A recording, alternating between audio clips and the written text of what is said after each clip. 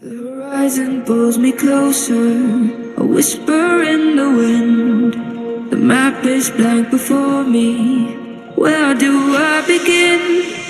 No fear of what's uncertain, the unknown feels like home. With every step I'm finding a place I've never known. Let's go where no one has ever been, a world unseen beneath our skin. Through endless skies we'll break the chain. Uncharted lands will claim them all. Rise like tides and let it fall. Just in the sea. Come drift with me.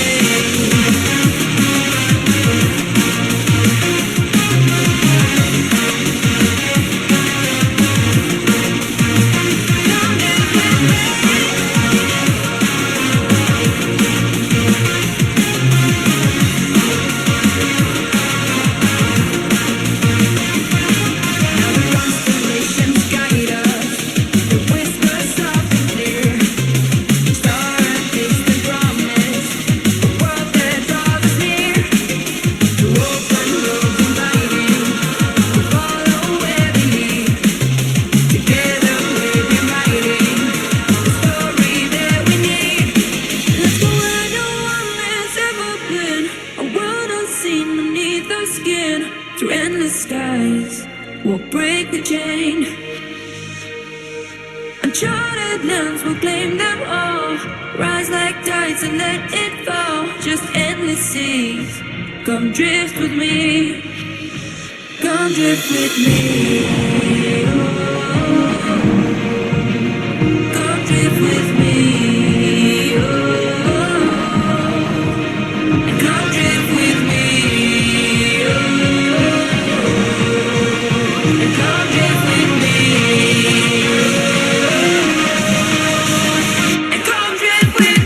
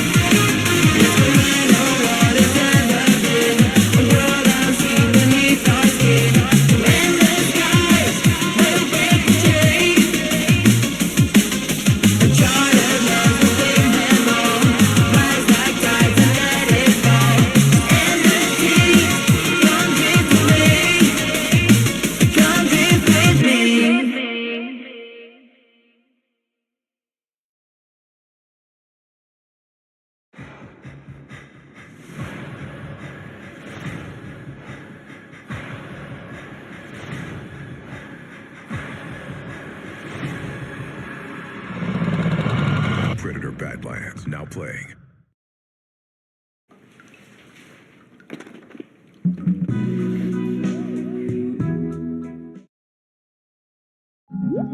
Mifu's down 10%? So, what are we thinking? Buy the dip, get rich. We're gonna be rich? Get optioning those options. Do we even know what an option is? Guys, I hope the money doesn't change us. Hold up.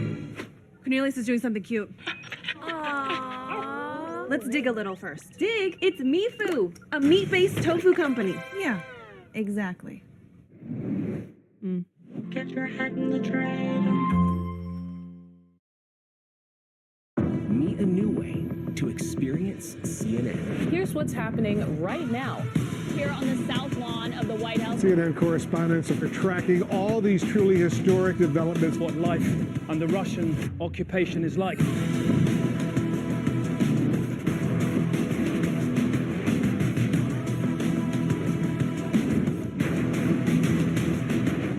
Meet the moment with CNN. Subscribe now.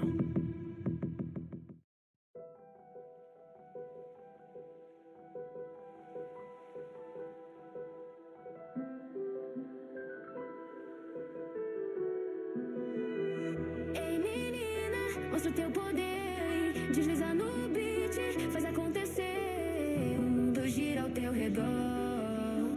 Com esse swing, tu é maior. Mexe, mexe sem parar. Essa energia vai te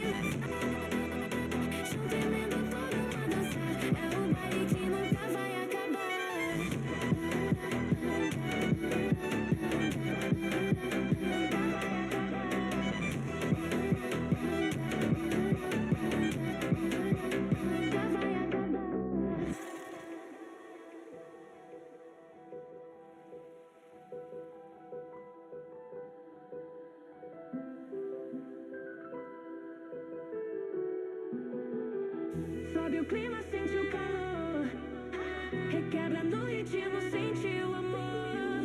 Vem no flow, não pode negar. Essa vibe é nossa, pode acreditar. Se relaxa sem parar. Essa energia vai te levar. Chovendo toda uma dança. É o baile que nunca vai acabar.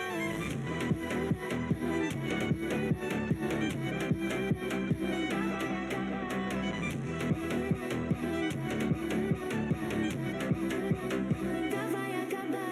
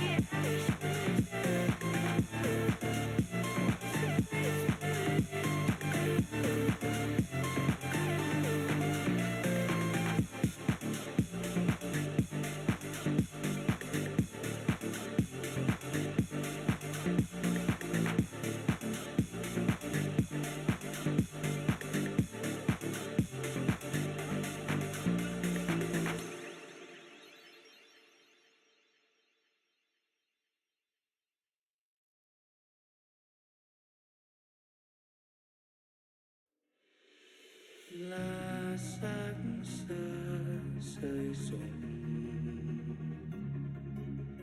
ôm nỗi sầu thầm lặng,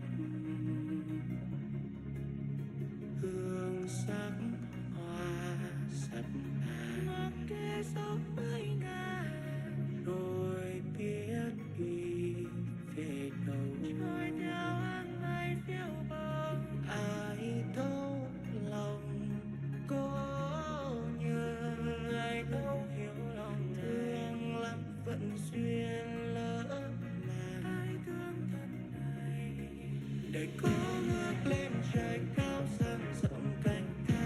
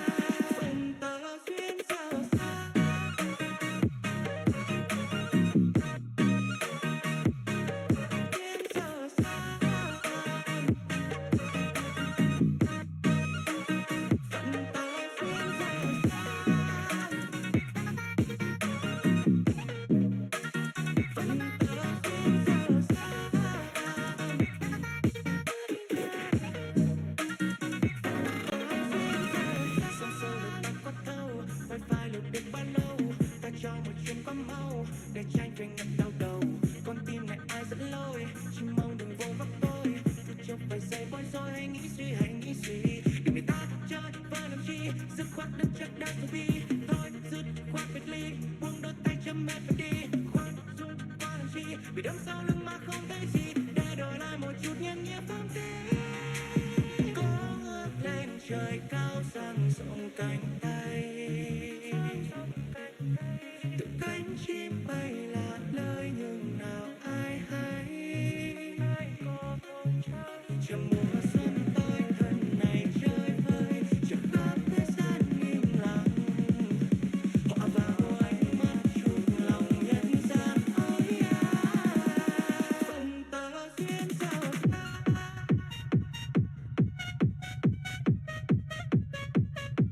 sao xa,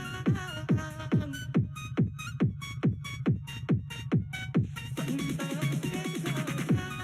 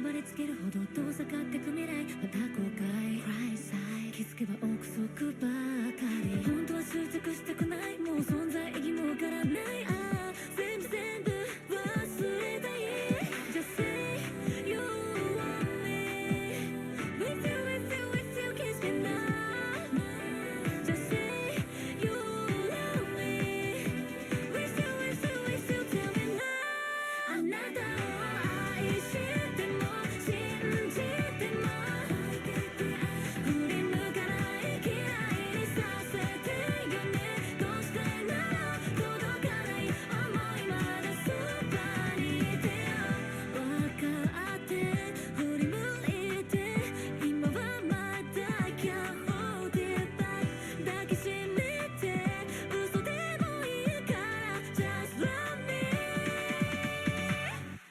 あなたを愛しても信じても振り向かない嫌いにさせてよねどうしてなら届いてよ会いたいのもう愛しても信じても振り向かない嫌いにさせてよねどうしてなら届かない分かってるの手を追いかけてもこの手伸ばした願っても二度と叶わない見えゆね振りない叫んで嘆いても Never coming back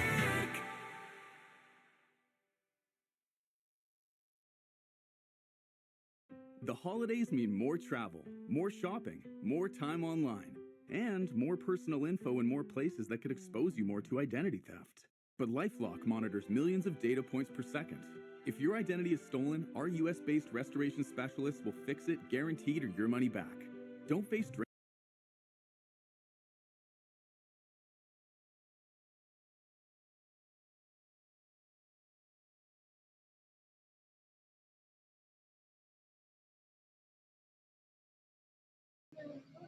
Booyah!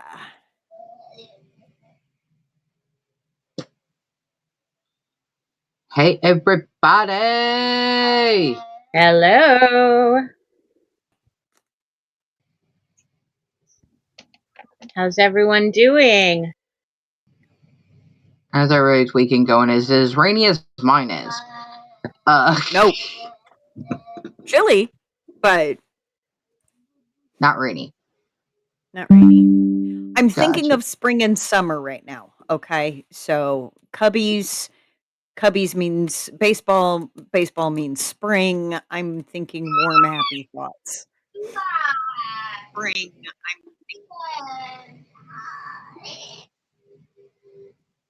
So, Well, we all need warm, happy thoughts. I mean, right now warm, we're happy going into the dark months, so we all need the happy thoughts right now.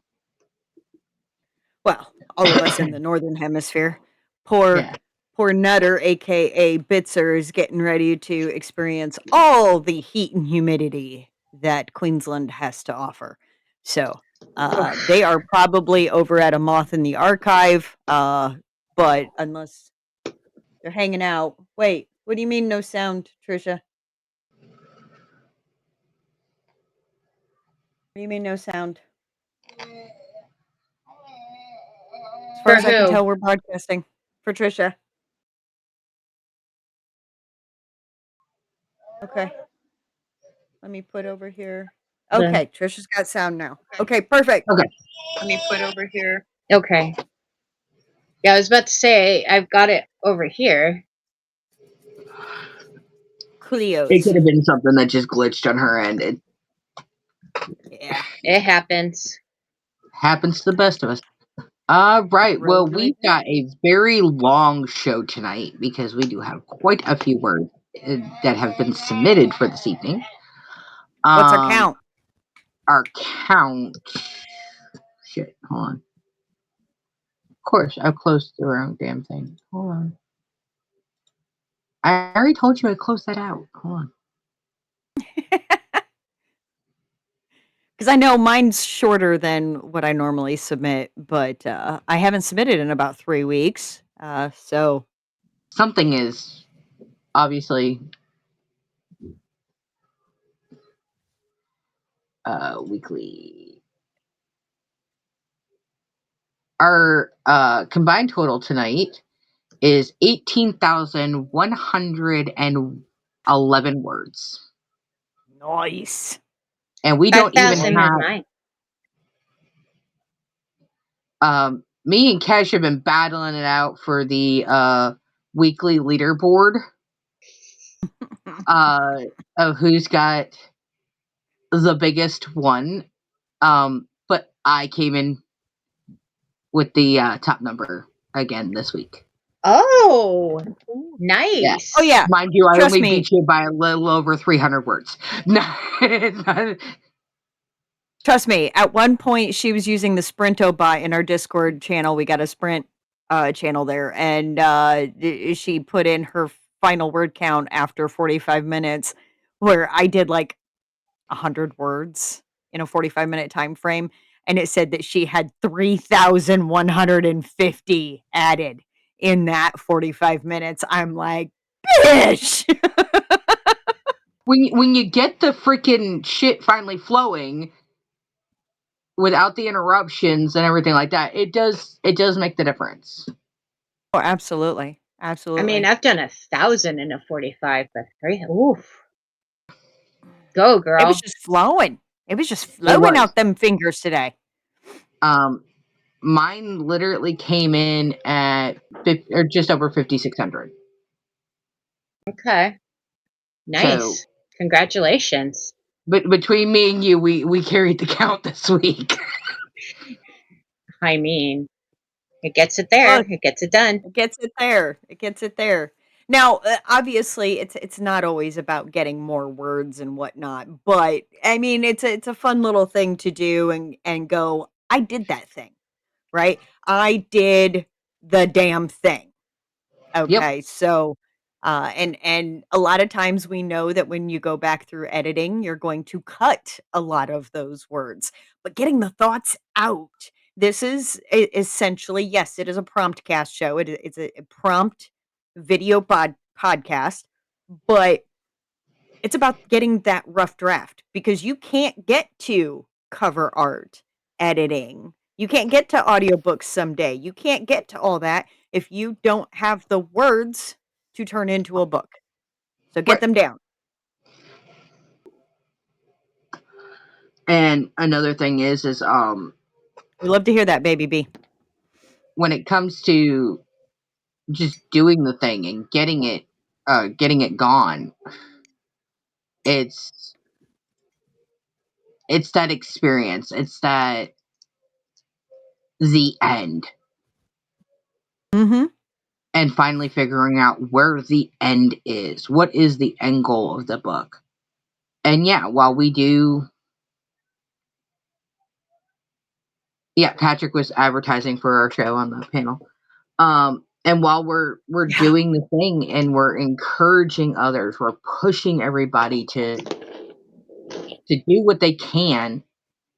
But if you need that extra kick in the tush to get it done, we are that kick in the tush. Yep, absolutely. Baby B, an old friend of ours from the TikTok era, Bebop Thunderfoot. She's recently changed her pen name, which is cool. I'm just going to take a little bit to get used to that.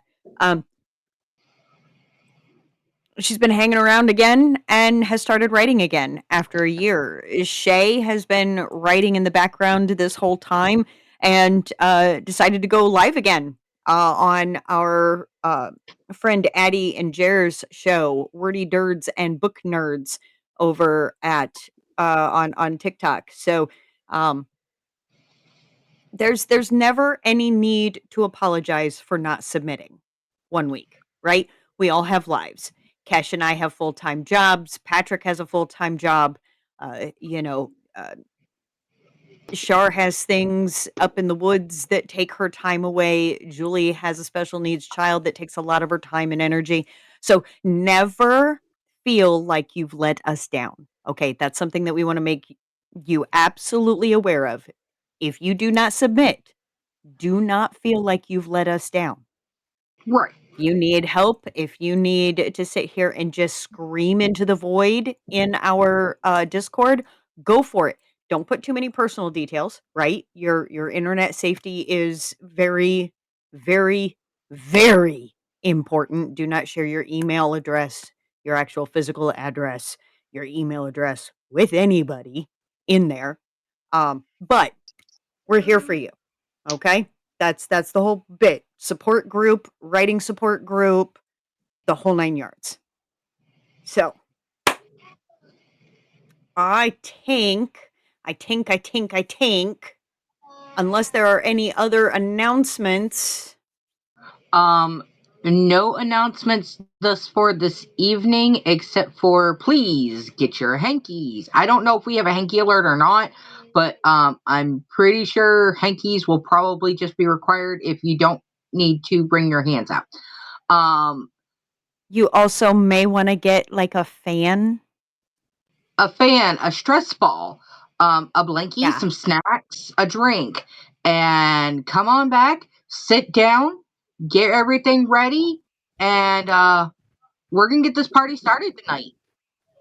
Just a quick reminder, all things that are performed out on the show, we have the author's permission to do so. This is not still allowed to be recreated in any way, shape, or form. It is over on YouTube, but we have the author's permission to do so. That's why they're over here with us on the show.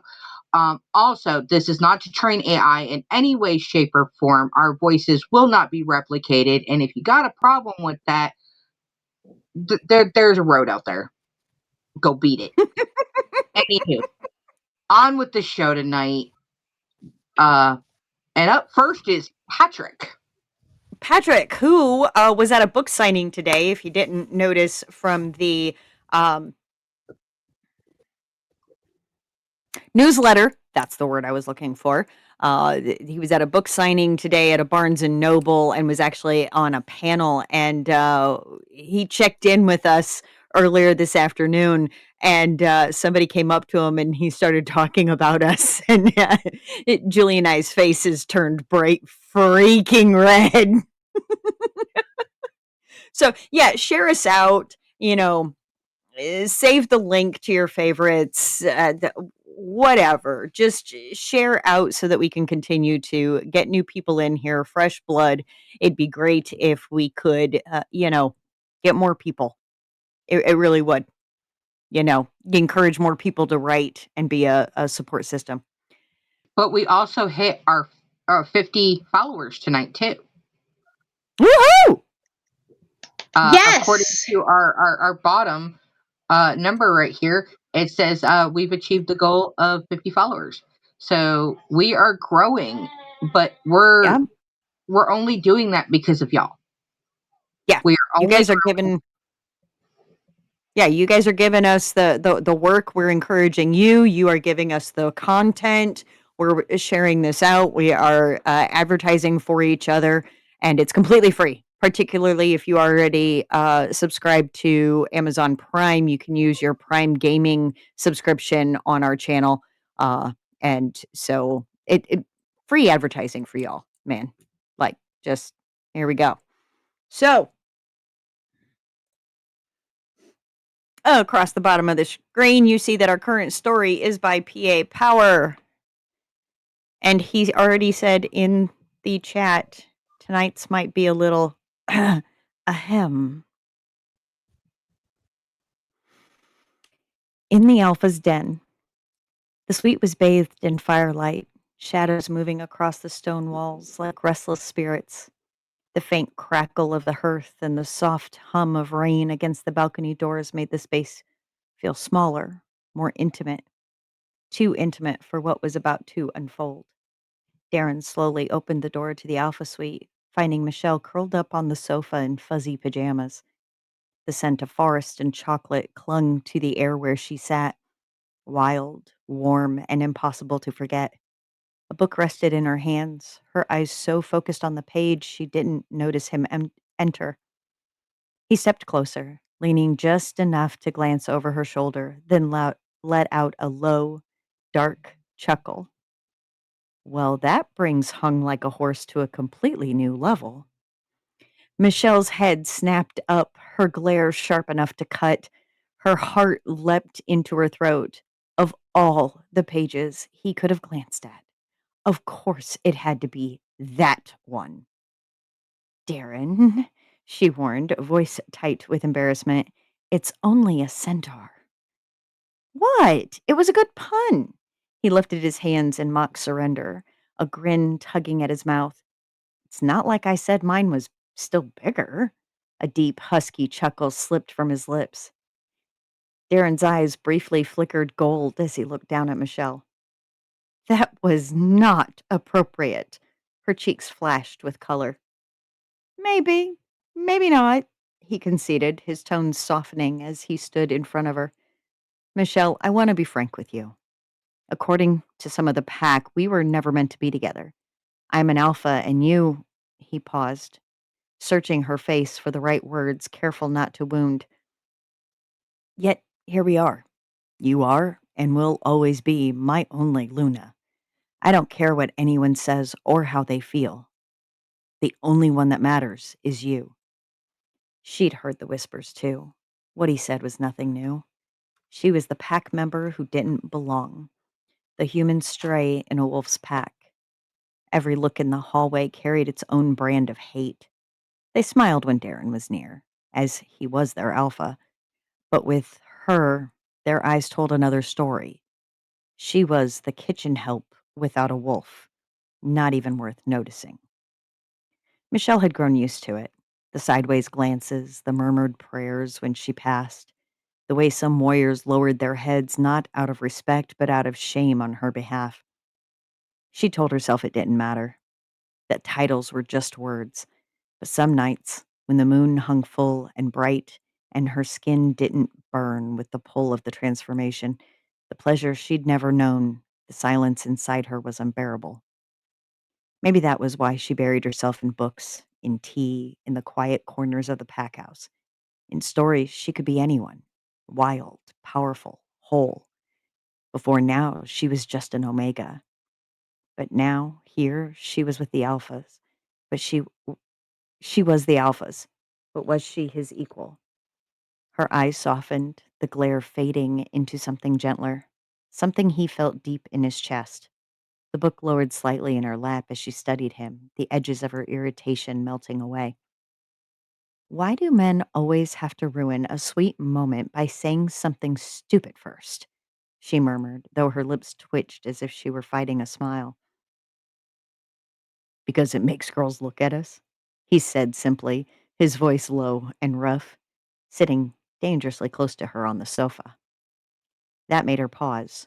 Her heart gave a traitorous flutter, and she quickly looked away, pretending to fuss with the corner of her blanket. You're impossible, she whispered. And yet, he murmured, brushing a stray strand of hair from her face, you're still here.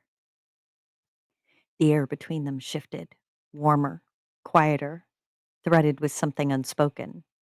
For a long moment, neither moved.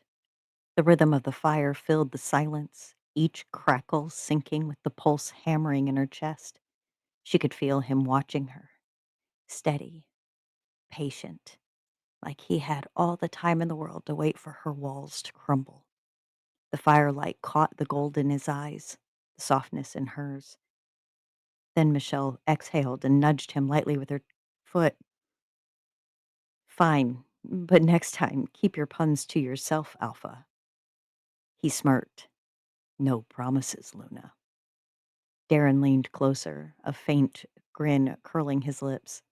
Now, Luna. Not so fast, Romeo. Michelle's tone was sharp but teasing. You claim I'm your mate, that I'm supposed to be the new Luna. She hesitated, fingers tightening on the blanket. I can understand your faith in the bond, but I don't even have a wolf. Saying it aloud still felt like confessing a crime. Her wolf had been silent after Trey disappeared. The pain of it felt like a missing limb, something she could feel in her dreams but never touch when she woke. So I'm worthless, wolfless. Darren's expression darkened, a low growl rumbling from his chest as the air thickened around them. His alpha aura rolled over the room like thunder, but Michelle didn't flinch. She didn't even blink. He stared at her for a long, charged moment before his voice dropped to a dangerous, reverent murmur. You are not worthless, nor wolfless. Even those without wolves bow under my aura. Yet here you sit, steady, unbothered. Only someone equal to me could do that, Cupcake.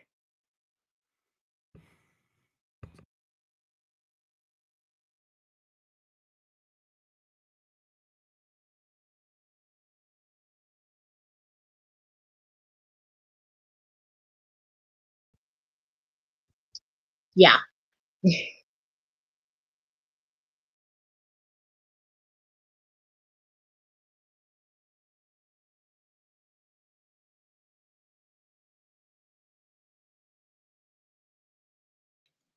Cash, you got the paper out, right? Yes. Okay, you already got that one marked? Yes. So Okay. times Izzy shuts mic off. Yes, yes.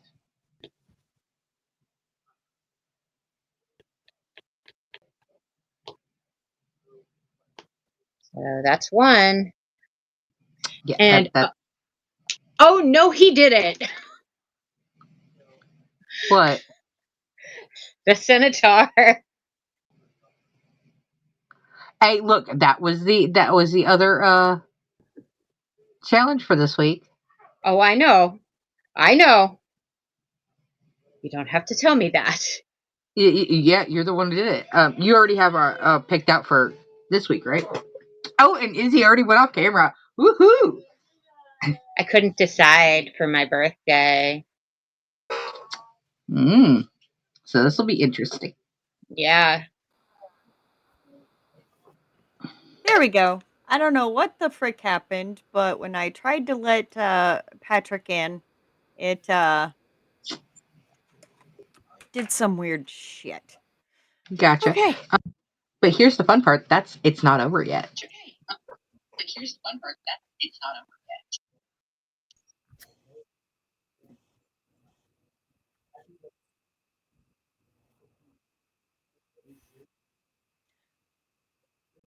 Frick.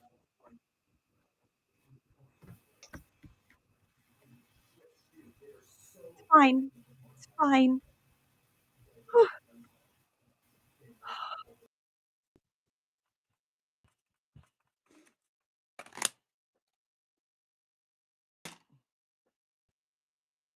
What the hell is he doing?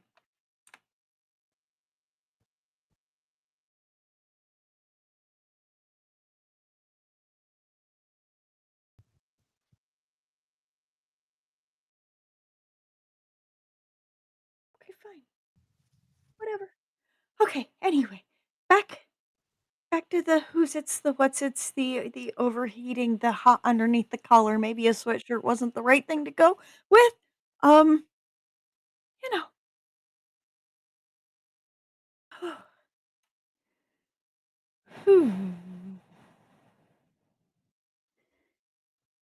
Her lips parted slightly. Oh. Heat flushed through her chest, warring with disbelief. Equal to him? That wasn't possible. Yet his aura didn't crush her, and his gaze held no pity, just certainty. Oh, he echoed with a faint smirk. I think your wolf isn't gone. She's hiding. My wolf can sense her, even if you can't. Michelle's gaze flicked away, uncertainty warring with something softer. Regardless, she said finally, I'm not like the other women, eager to throw themselves into the alpha's bed.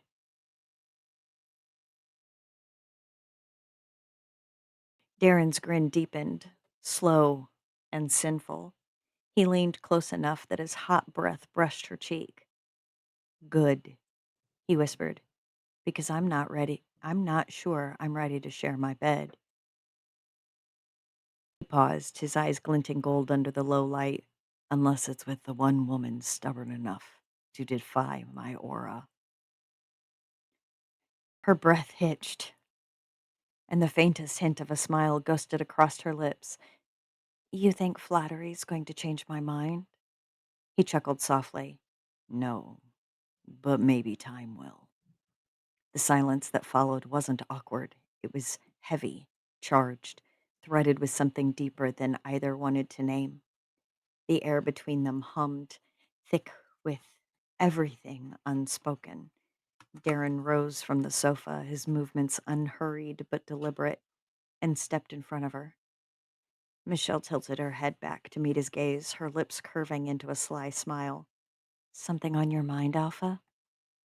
Plenty, he murmured, his voice a low growl that vibrated through the space between them. He leaned forward, close enough that his scent, warm cedar and smoke, wrapped around her. His hips brushed dangerously close to her knees, and his shadow fell over her like a promise. Her pulse quickened, but instead of retreating, she smirked. In one sharp motion, she snapped the book shut, right next to his groin. Darren jerked back with a startled grunt, his golden eyes flashing. Michelle lifted an innocent brow. Oh, was that too close for you? A slow, wicked grin spread across his face. Naughty cupcake. Now, Alpha, she said sweetly, setting the book down with mock care. You don't need to worry. I'd never hurt my Alpha. He folded his arms, his expression torn between amusement and warning. No, you'd just tease him and poke the wolf. It's poke the bear, she corrected, rolling her eyes.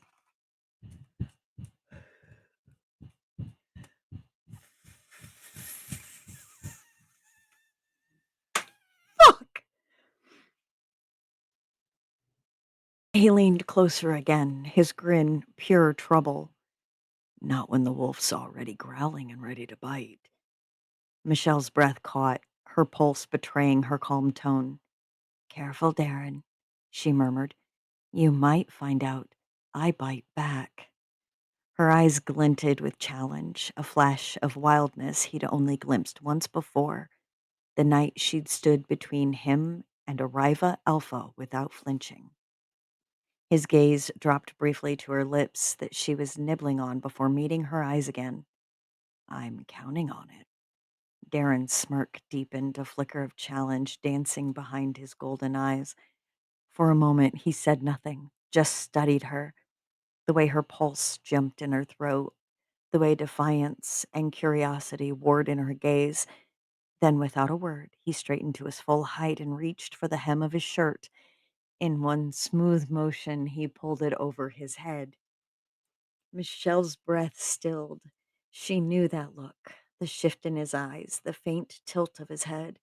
It was the look of a predator who knew he'd caught his prey's attention. Muscle rippled across his chest and shoulders, the light from the fireplace painting every hard line in gold and shadow. The air in the room shifted again, thicker, warmer, heavy with the smell of desire. Michelle's breath caught. She tried to look unimpressed, but her cheeks betrayed her, heating in a slow, spreading flush. Her core started to heat, making her blush even more. Darren noticed, of course he did. A knowing grin curved his lips. Careful, cupcake, he drawled, voice rich with amusement. You're staring.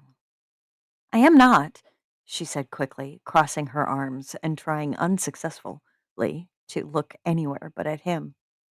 He chuckled, deep and dark. Mm-hmm. Sure you're not.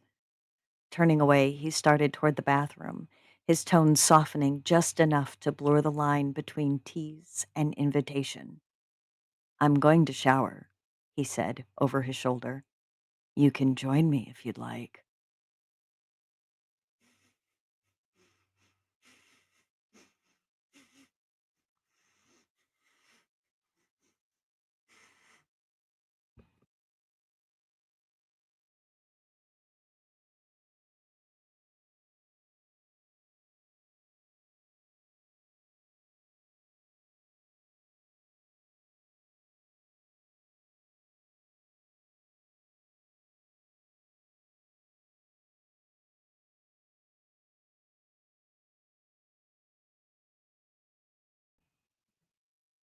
mind me. Just getting a little hot and bothered.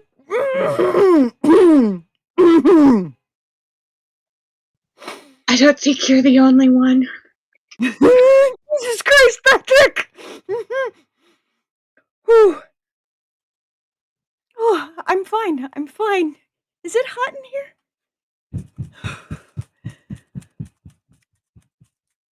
Her mouth opened, then closed. No, she managed, forcing herself to meet his gaze even as her blush deepened. I think I'll pass. He glanced back, eyes gleaming with mischief. Suit yourself, Luna. He took a few steps toward the bathroom, the muscles in his backs flexing with each slow, confident stride. Michelle's eyes betrayed her before her brain could stop them, trailing down, lingering far too long on the way his jeans fit a little too well. With one smooth, confident motion, he shed the last barrier between them and tossed it aside. Every movement was unhurried, deliberate, like he knew exactly what kind of effect he had on her. Michelle's breath caught. She didn't dare move, her thoughts scattering under the weight of him. What stood before her was the sculpted body of God. Even his ass was perfectly sculpted as if out of marble. He sensed it. He could hear her. He could smell her arousal even more because his laugh was low and wicked. Something catch your attention, Cupcake? Michelle's breath hitched. No, she blurted, turning her face away, cheeks blazing. Uh-huh, he said, glancing over his shoulder with a grin that was pure trouble. You might want to work on your poker face, Luna. As he disappeared into the bathroom, Michelle exhaled a breath she didn't realize she'd been holding and muttered to herself, Saints help me, that man's going to be the death of me. But even as she said it, a small, treacherous part of her wondered if it would really be such a bad way to go. Michelle waited until she heard Darren start the shower before she dared to move. She quickly got up and locked the door and turned off the lights. She attempted to lay down on the sofa. She had just covered herself up when a set of arms picked her up bridal style. Her eyes looked up to meet his icy blue orbs.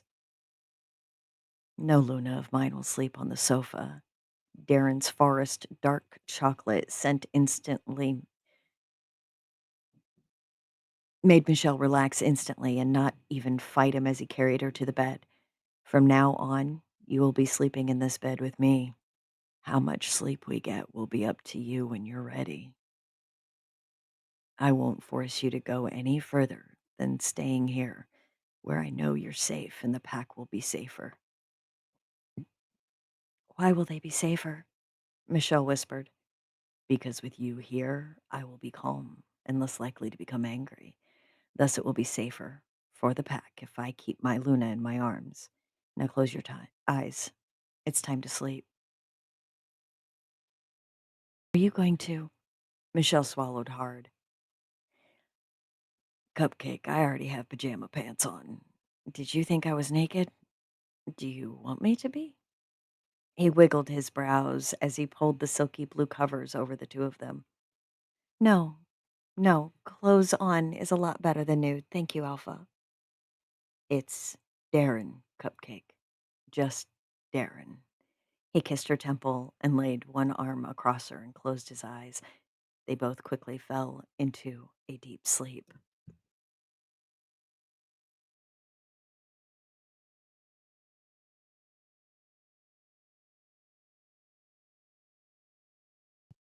That's 3. Oh.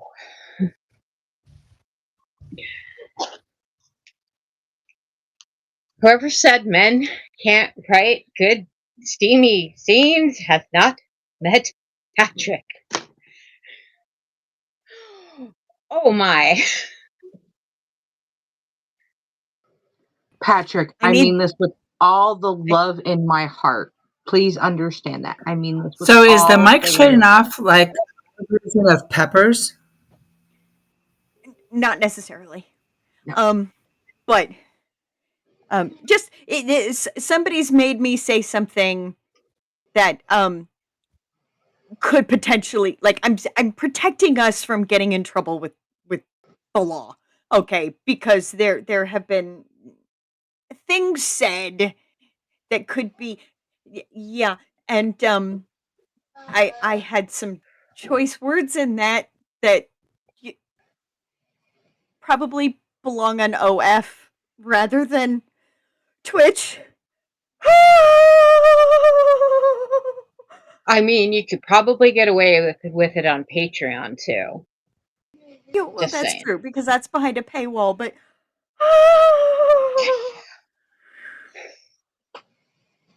Oh man, Patrick. we Okay, starting out hot. I'm just gonna say this, Bubba. I love you with all the fiber of my being.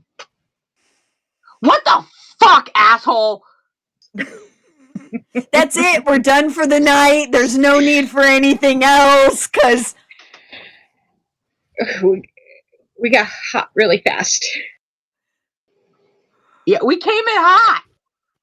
We came in hot. But no, we are not going to do that to our fans. oh yeah, But you be proud of yourself, Bubba. You be super proud of yourself right there. Never thought a gay man would get me hot and bothered like that.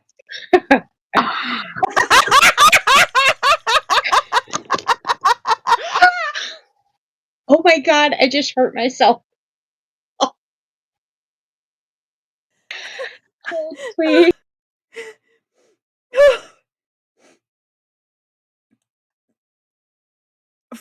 For any man watching who is curious as to what's gonna get his girl's goat, um take notes. Talk to Patrick. He'll help you.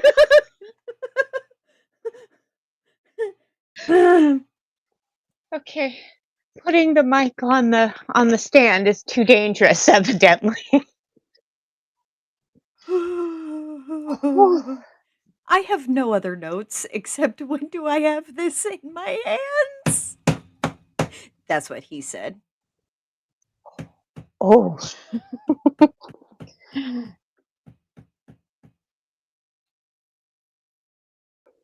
So it's spice wise. Are we gonna beat that? Probably not.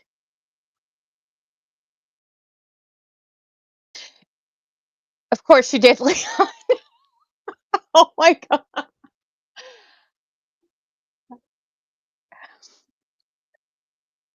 There we go. Let's Oh. fix some layering there. Since Patrick's on the computer today. That way he's not covered up. Okay. I have no other notes. None. None whatsoever. But except for one thing. One thing. Okay. Patrick, you were at Barnes and Noble earlier today, right? And in front of Julie and I, you made some comments about, how I keep saying that I'm not a narrator. I would honestly consider it for this one.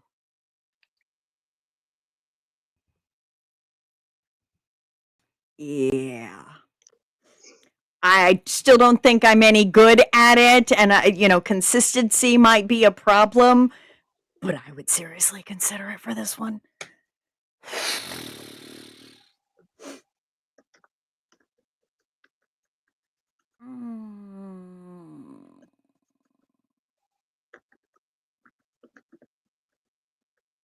Oh, damn, Leon. So sorry.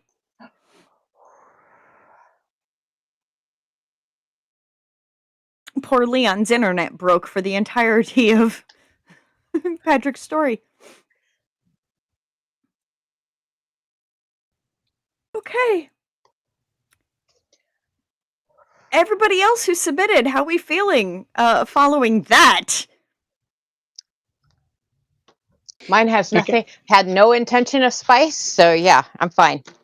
Okay, test 1 2 3. Does it echo? No. Okay, I had to switch devices because when I was on my laptop, it was trying to go through everything. I was getting a whole and we lost him. What the hell?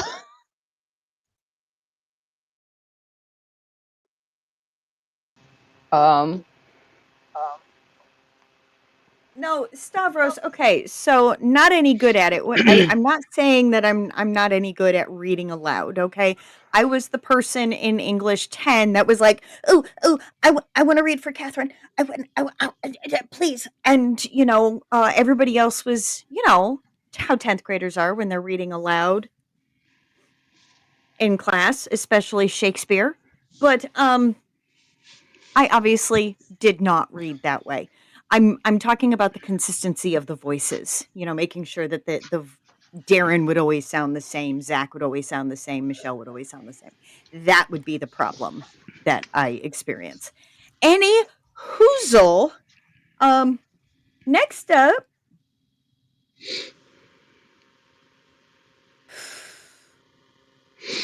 By the way, Sissy, people heard the authors I was with heard your voice on multiple books, and they're like, "You say she's not a narrator? Bullshit." So it's not just our panel that loves your voice. There are other authors out there that have heard our show now that go like, "Fuck yeah." Be a good side gig, girl.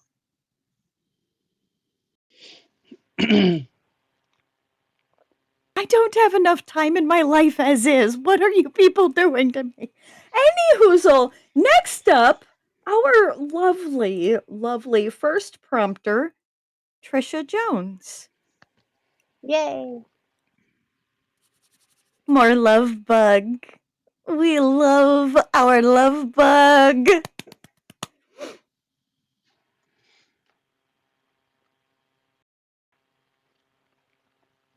Three more vampires showed up one night and was talking to Near, and it didn't seem to be going well. I didn't pay too much attention until I heard Near say, "What, you never knew a vampire could care about a werewolf, werelion, and a human on top of caring about a vampire and a kitten?" None of us were meant to be together, I thought. But here we are. I went back to cleaning myself. "We have never met any vampire like you. And what is this about a kitten?" one asked. "I found a vampire kitten scratching at my back door, so we took her in and have had her ever since," Near told him. "May we see her?" another asked. "Okay. Sarah, could you go get Lovebug?" she asked. Sarah came into the hall where I was cleaning myself after I sharpened my claws and coughed up a few hairballs. She picked me up. "Someone wants to meet you." I meowed at her.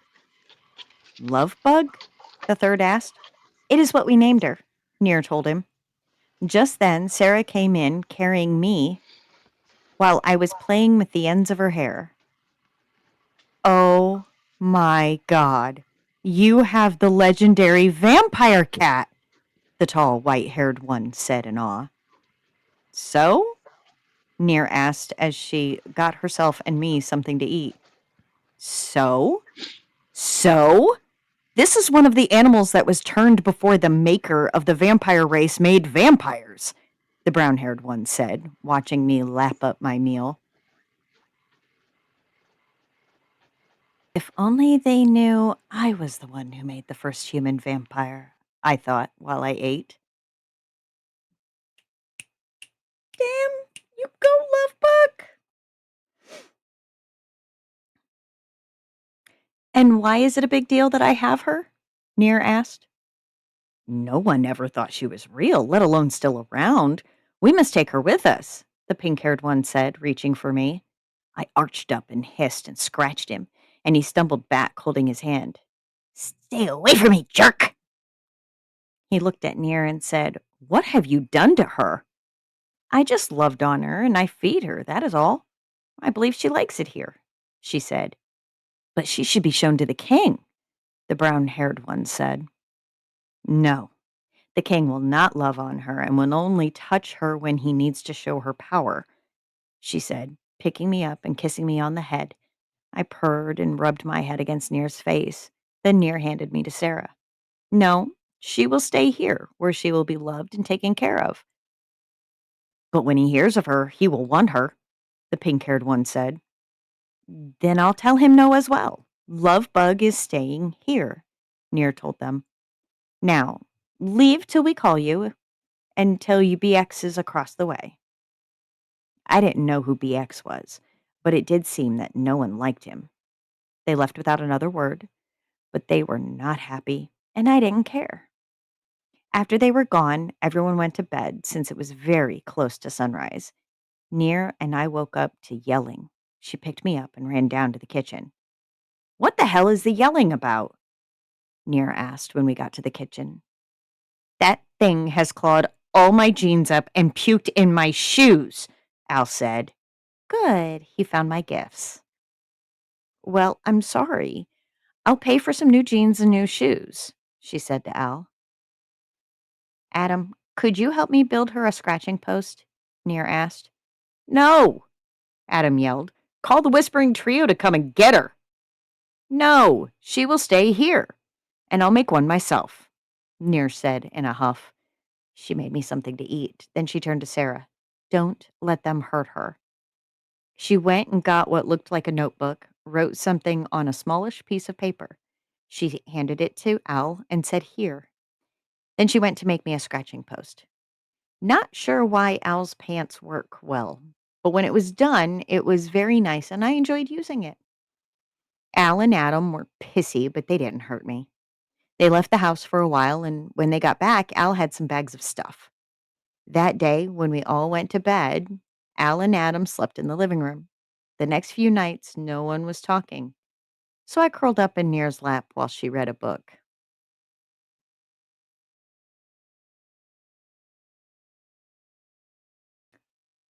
I love Love Bug even more.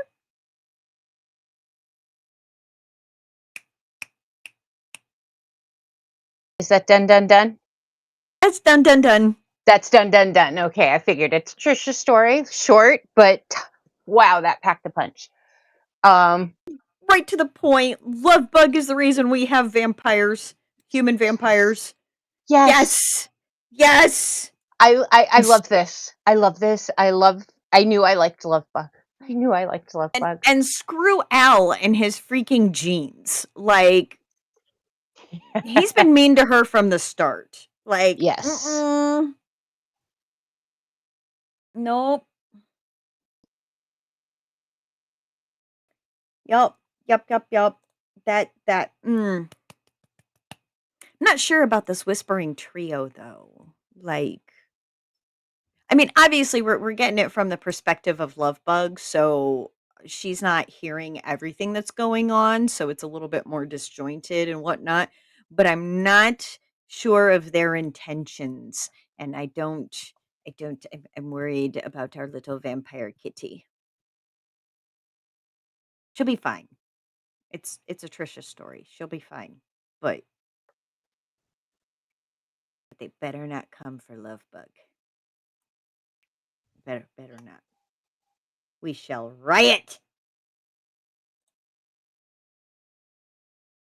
We'll ride at dawn. Right? Because that's the best time to stake vampires. Oh my.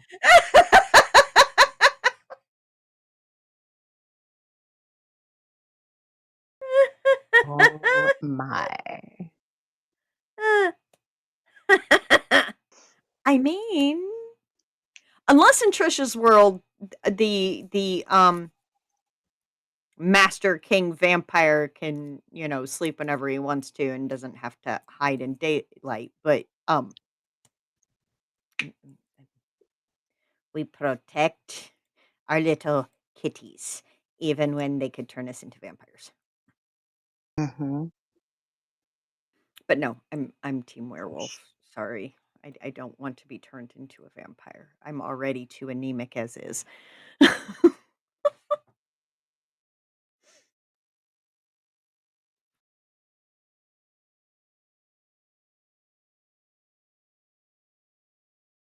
Yes, Stavros, unfortunately.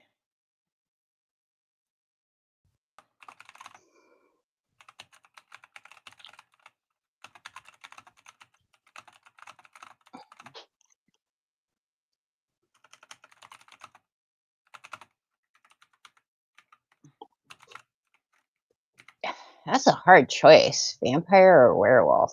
Ooh. They've both got their downsides. They've both got their upsides. I mean, I live with a clouder. So, for anyone that wasn't aware, the clouder is the name of a group of cats. Yes, I'm that crazy cat lady that knows cat facts. Just whatever. All right, and next That's a good up, point, Leon. what do we got? Vampire looks controllable, at least. I'm thinking he means like more like you can control yourself. Have you seen 30 Days of Night? That's an extreme example. Okay. Probably more accurate, kind of like Nosferatu. Nosferatu. Also, it all depends on the world, the lore, etc. Like my werewolves completely can control themselves, and the full moon means fuck all.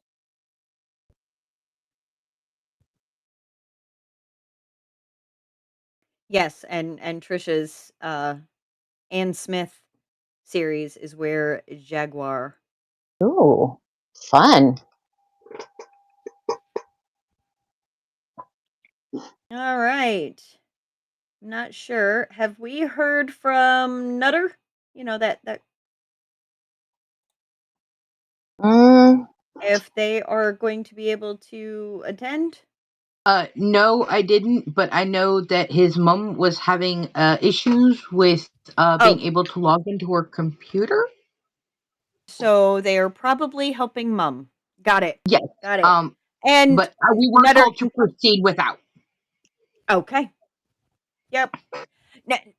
Nutter, aka Bitzer K, knows their way around the internets in ways that I am not worthy. I am not worthy.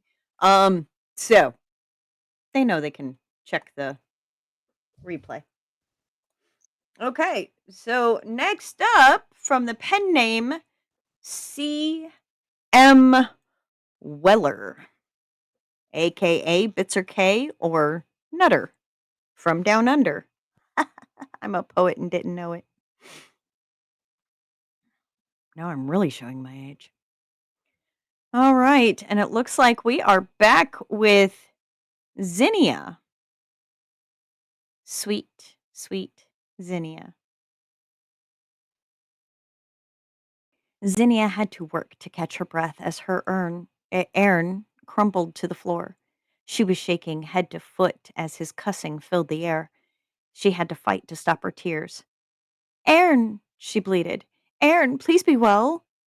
He curled around his hurt hand and snarled. I ain't well, bitch. Your monster broke my hand. Incorrect, said Void. I made no action to cause that harm.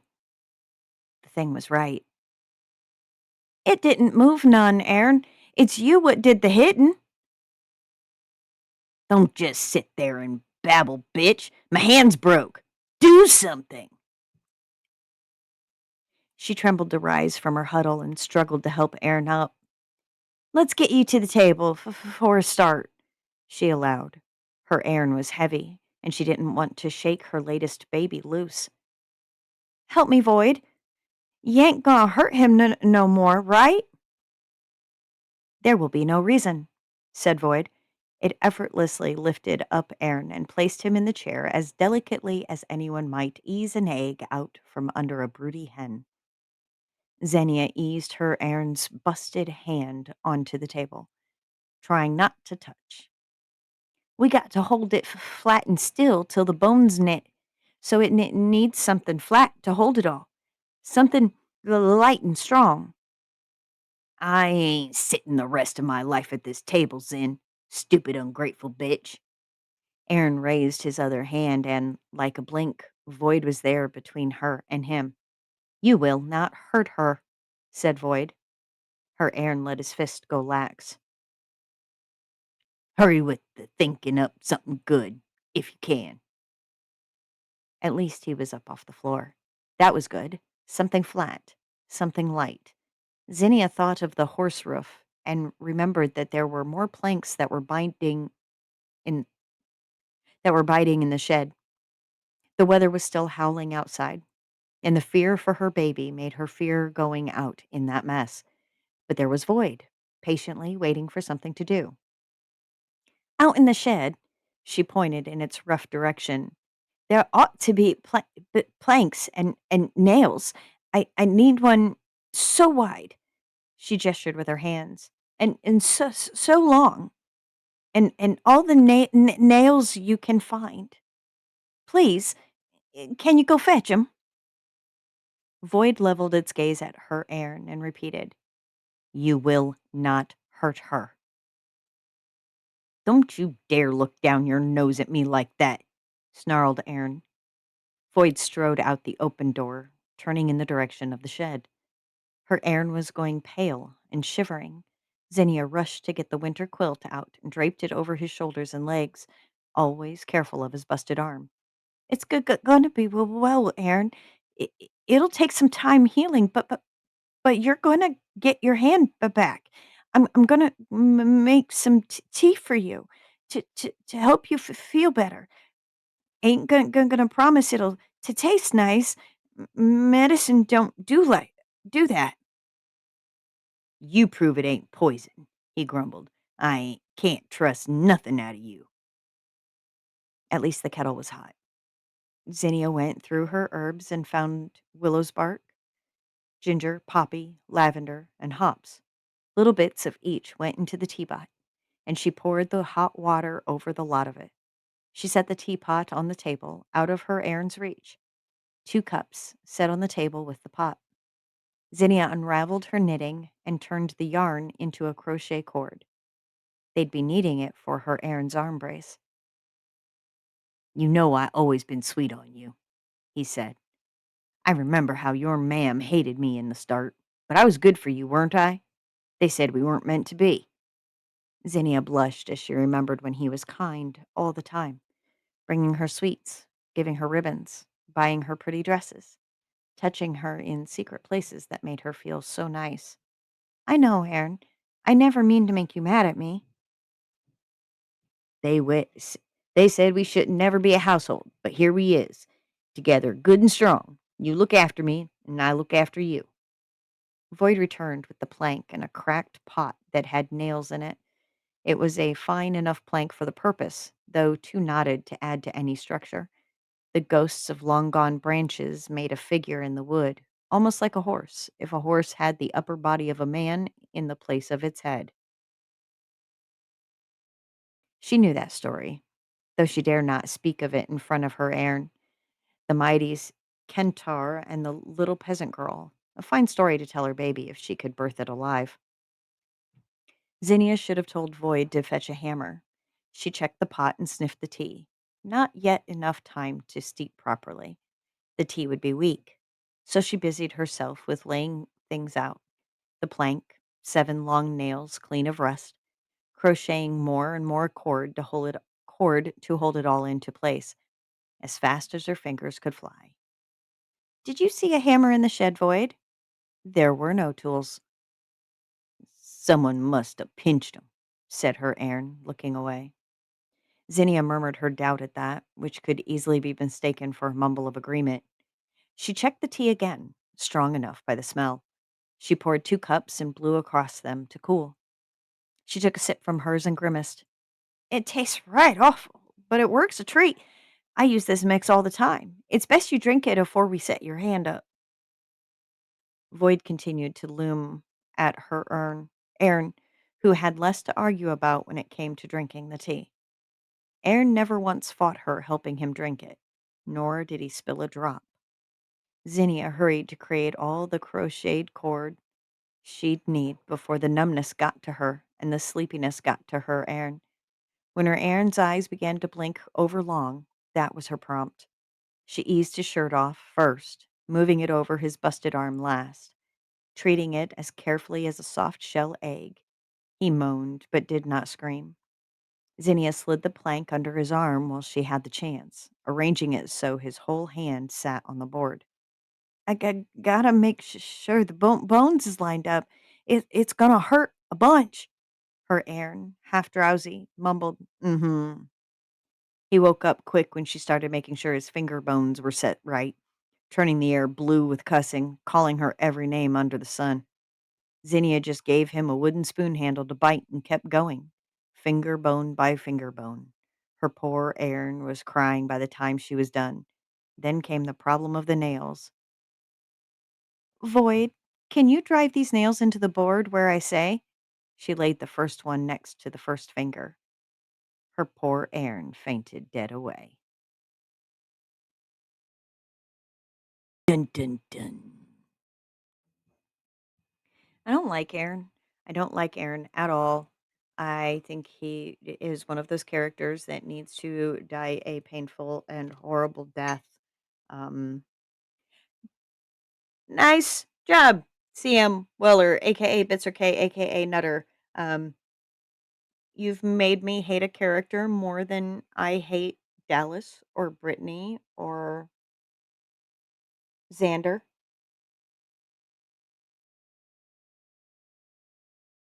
Or the Death King and Audra.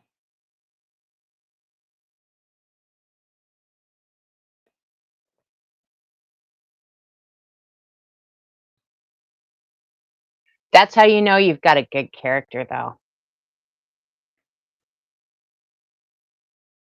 Who hates Cassian? Leon. There's shit coming.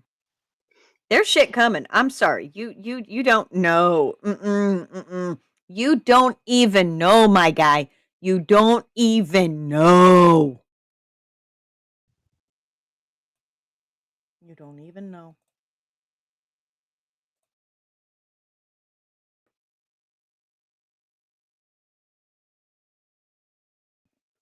Oh, wow. I mean, it also takes guts to write about characters who are doing things and talking that way. We in watching Shay on Wordy Nerds and Book Nerds last night, um, they were talking about what things are in books that the instant you find that they're in there, you shy away. And my comment in the bottom of the chat was that if the book is glorifying any kind of hate, bigotry, misogyny, like if it's glorifying abuse and things like that, no, I am motherfucking done.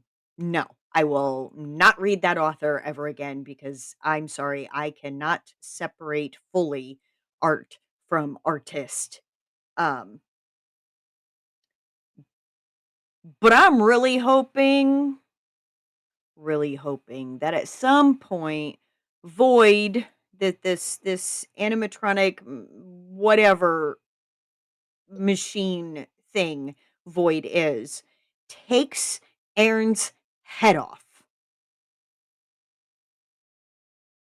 and protects Zinnia. I'm really hoping. And you know what? I feel the same way. And you know what? Leon is allowed to have his opinion about Cassian. But what he doesn't realize is Riot's doing the same fucking thing back. Really is. Really is. So you can hate Cassian for being the billionaire and for, coming off like he's manipulating her. And in a way he is, because he sees things that nobody else sees and you're not going to be privy to until after the book is done, because not all of it's going to be read out on the show. But at the same time, Riot gives as good as she gets.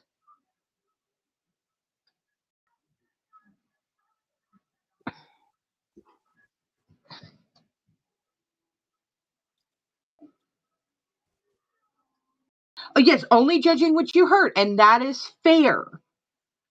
And once the book comes all the way out, I hope that you will sit down with it and read it and be like, holy shit.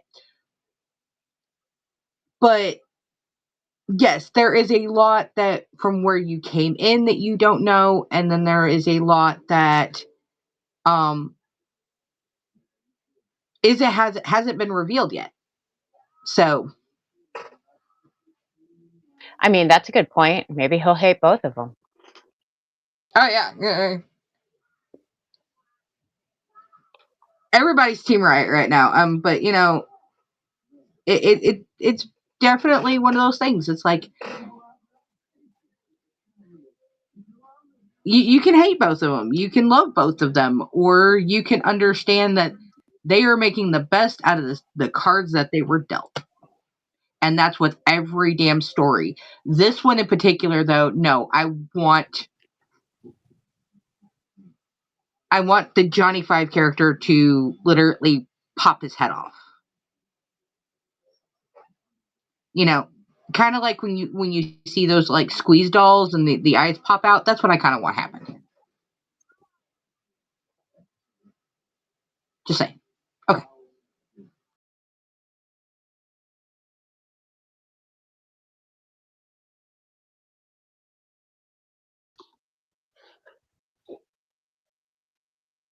Did we lose Izzy? No, I think Izzy went to go get more refreshments for her throat. Oh, got it. But you know what, Leon? That just means I did my job. If you're seeing it from that point of view, I did my job. And I thank you very much for that.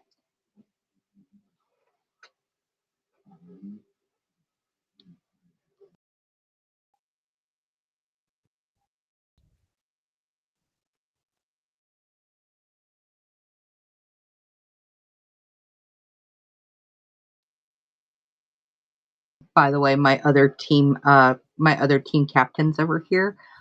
If you go and look in hot, I got some tea.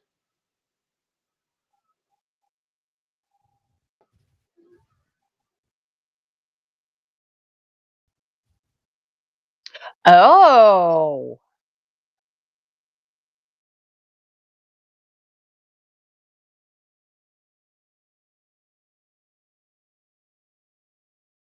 There you go. That'll have to wait until a little bit later for me. I am in the process of doing some edits. Oh, completely valid. Just know that you know the situation with the title.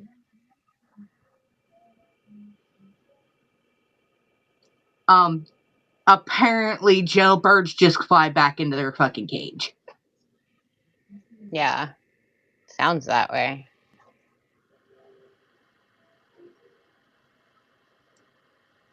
So, claps.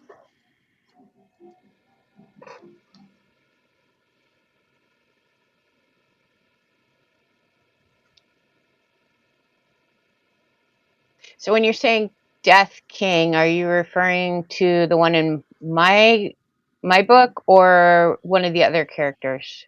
No. In someone else's? There is a I Is think it it's referring to the Vampire King, or it might be the Death King in your book. But I honestly think that he is referring to the one in Trisha's book, which is the Vampire King with the kitty. he just said mine? Oh, yours. Okay. Yeah.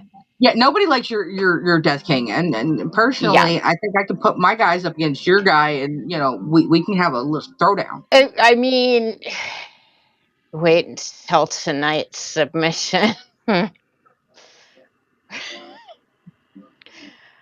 Well, okay. It starts out with Todd though.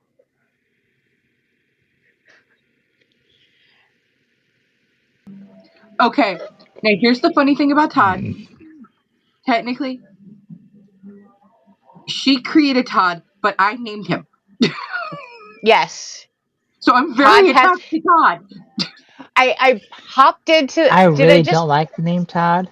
My ex, who was a dumb fuck, his name was Todd. Uh oh. He was But we also a love her. cop and a bad diabetic. So Todd's going to be a character in Beyond Shady Pines. Oh Lord. Oh.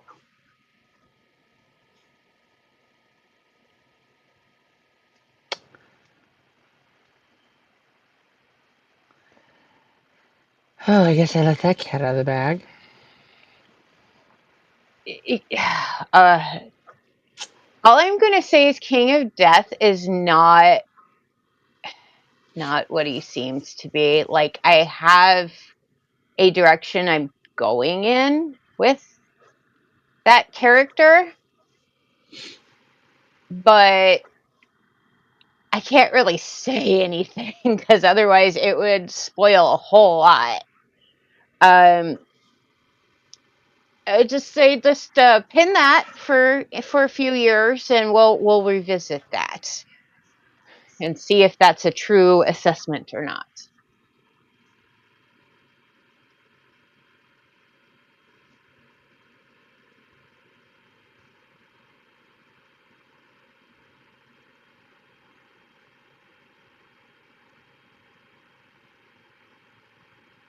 Oh, I understand.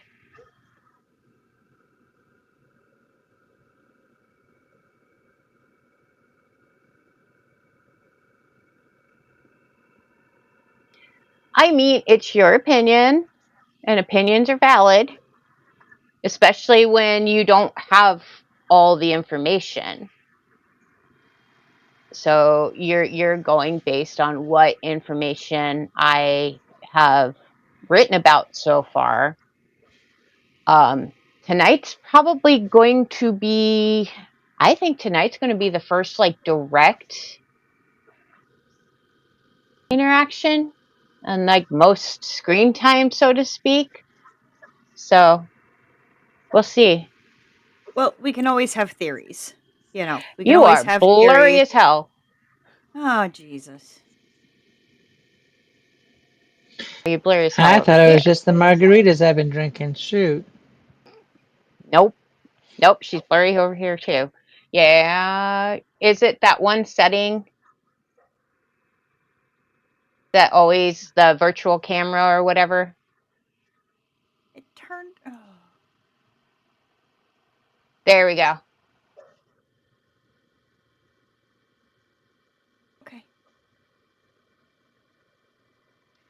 There. Oh, All my clear. goodness. All clear. Look, everybody's allowed to have their theories, and Yes. over in the author's pub, one of our authors is reading My Fair Verona as part of a book club uh, set of threads that we have, and keeps throwing out these theories. And Shay has been cackling, going, "I love all of her theories. They're wrong, but I love all of her theories." So that's part of the joy of being an author, and hearing what people think about what we write and going, just wait. Mm-hmm. All right, and I do believe next up is Stavros. All I know is that there's somebody in my sphere of life that it may or may not watch this on playback, and may have to rewind me reading Patrick's a couple of times, and is going to get one too many ideas. So just I'm I'm off kilter. It's fine. It's fine. It's fine. The world was on fire yesterday. It's on fire today. It'll be on fire still tomorrow. Oh, next up, one of our resident Canadians, Stavros. The letter had been waiting on the doorstep, damp from the morning dew. Dearest Jetta, at some point we will have to address that night we spent together. You can't avoid me forever, my immortal beloved. Braxton. We were never meant to be together, and yet here we are, Jetta said to herself. She held her stomach as she fought to ignore the growing void. The night Lord Dominic and Kalita had been without Jetta and Braxton's protection had been a mistake. Jetta had given into her frustration and attraction to the boorish man who guarded Lord Dominic. 2 months after, Jetta had started feeling ill. Jetta glanced up from her musings to stare at the map in the Lord's study. She had been trying to find the nomadic centaurs in a Calicon. They were only a dozen last she saw, but their behavior with the locals had been problematic. "Did you get my letter?" Braxton said from behind Jetta. She fought the urge to tense. "I did." She kept her attention glancing at the map, unseeing. "Beloved, we have to talk about that night." They didn't. She refused to talk about their moment of lust and the child she had lost.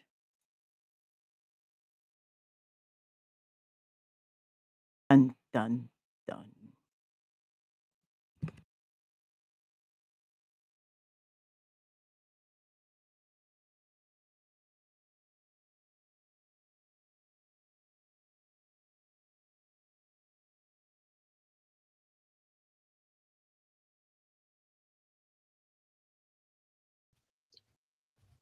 Well then, everyone's editing themselves there. Now, I'm also fully aware that Stavros had some family stuff this past week, which is probably why we did not get more of that. And we wish you all of the love and care and support that we can from far enough away as you are dealing with everything that you are dealing with. However, don't leave us on a cliffy like that ever again.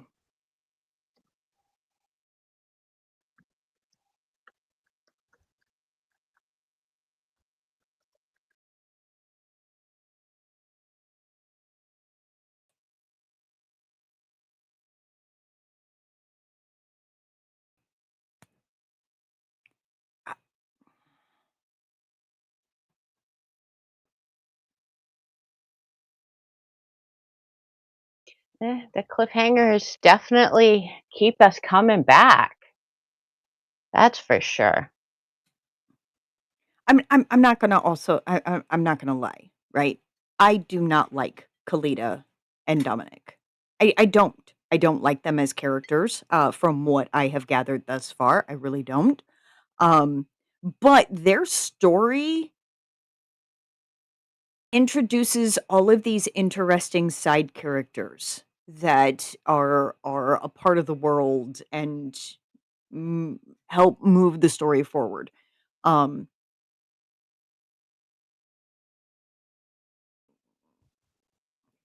and yeah, this was a little snippet of and isn't that the way though? Jetta, right? She is supposed to watch Kalita and make sure that Kalita stays safe. And she lived for herself for one moment.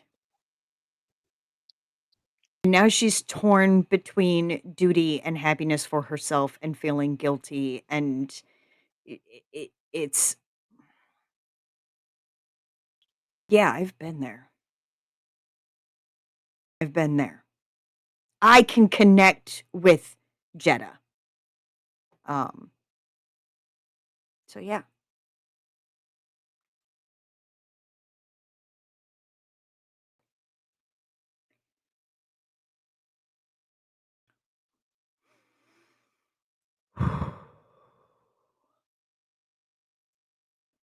The endearments, really, that y'all are throwing in this kind of shit, right? Immortal beloved cupcake. I am not next time I hear anybody say the word cupcake, I'm gonna blush all the way to the roots of my fucking hair, and everyone's gonna be like, "What the fuck is wrong with you?" Um, I'd be I'm like, with "Oh, you. you'll have to wait until the book's released. I'll let you know when."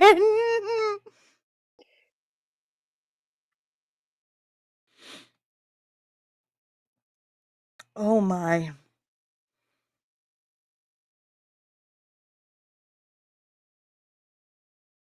Oh, wow.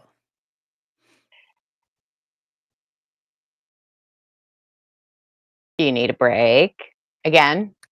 No, no, I'm good. Oh, Julie's got the microphone out. Beaten, beaten, beaten, beaten. No, because next up, we have the one, the only, Kesh Butler. Oh boy. We're back into the world of Etlon, as previously mentioned, with the annoying Todd. Which back in middle school, I was accused of sleeping with a guy named Todd. Like, no, no. So, also have a Only love-hate the relationship. first like little portion is about Todd, to be honest. The rest So, is someone so else. quit making excuses. Let us read the story. Okay. Read the Okay, get going. mute your mic. There we go. Good girl.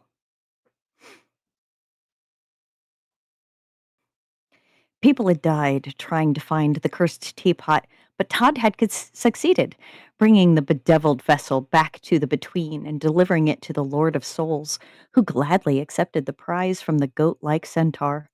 The master of the area between life and death gave the imp a wary smile, looking at the innocuous-looking chinaware.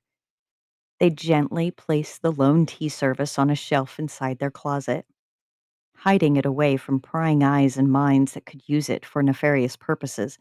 The energetic imp was still jumping around, ecstatic from his victorious quest when the Lord of Souls returned, eyeing the brown, four-legged creature as he continued to gallop around the receiving area.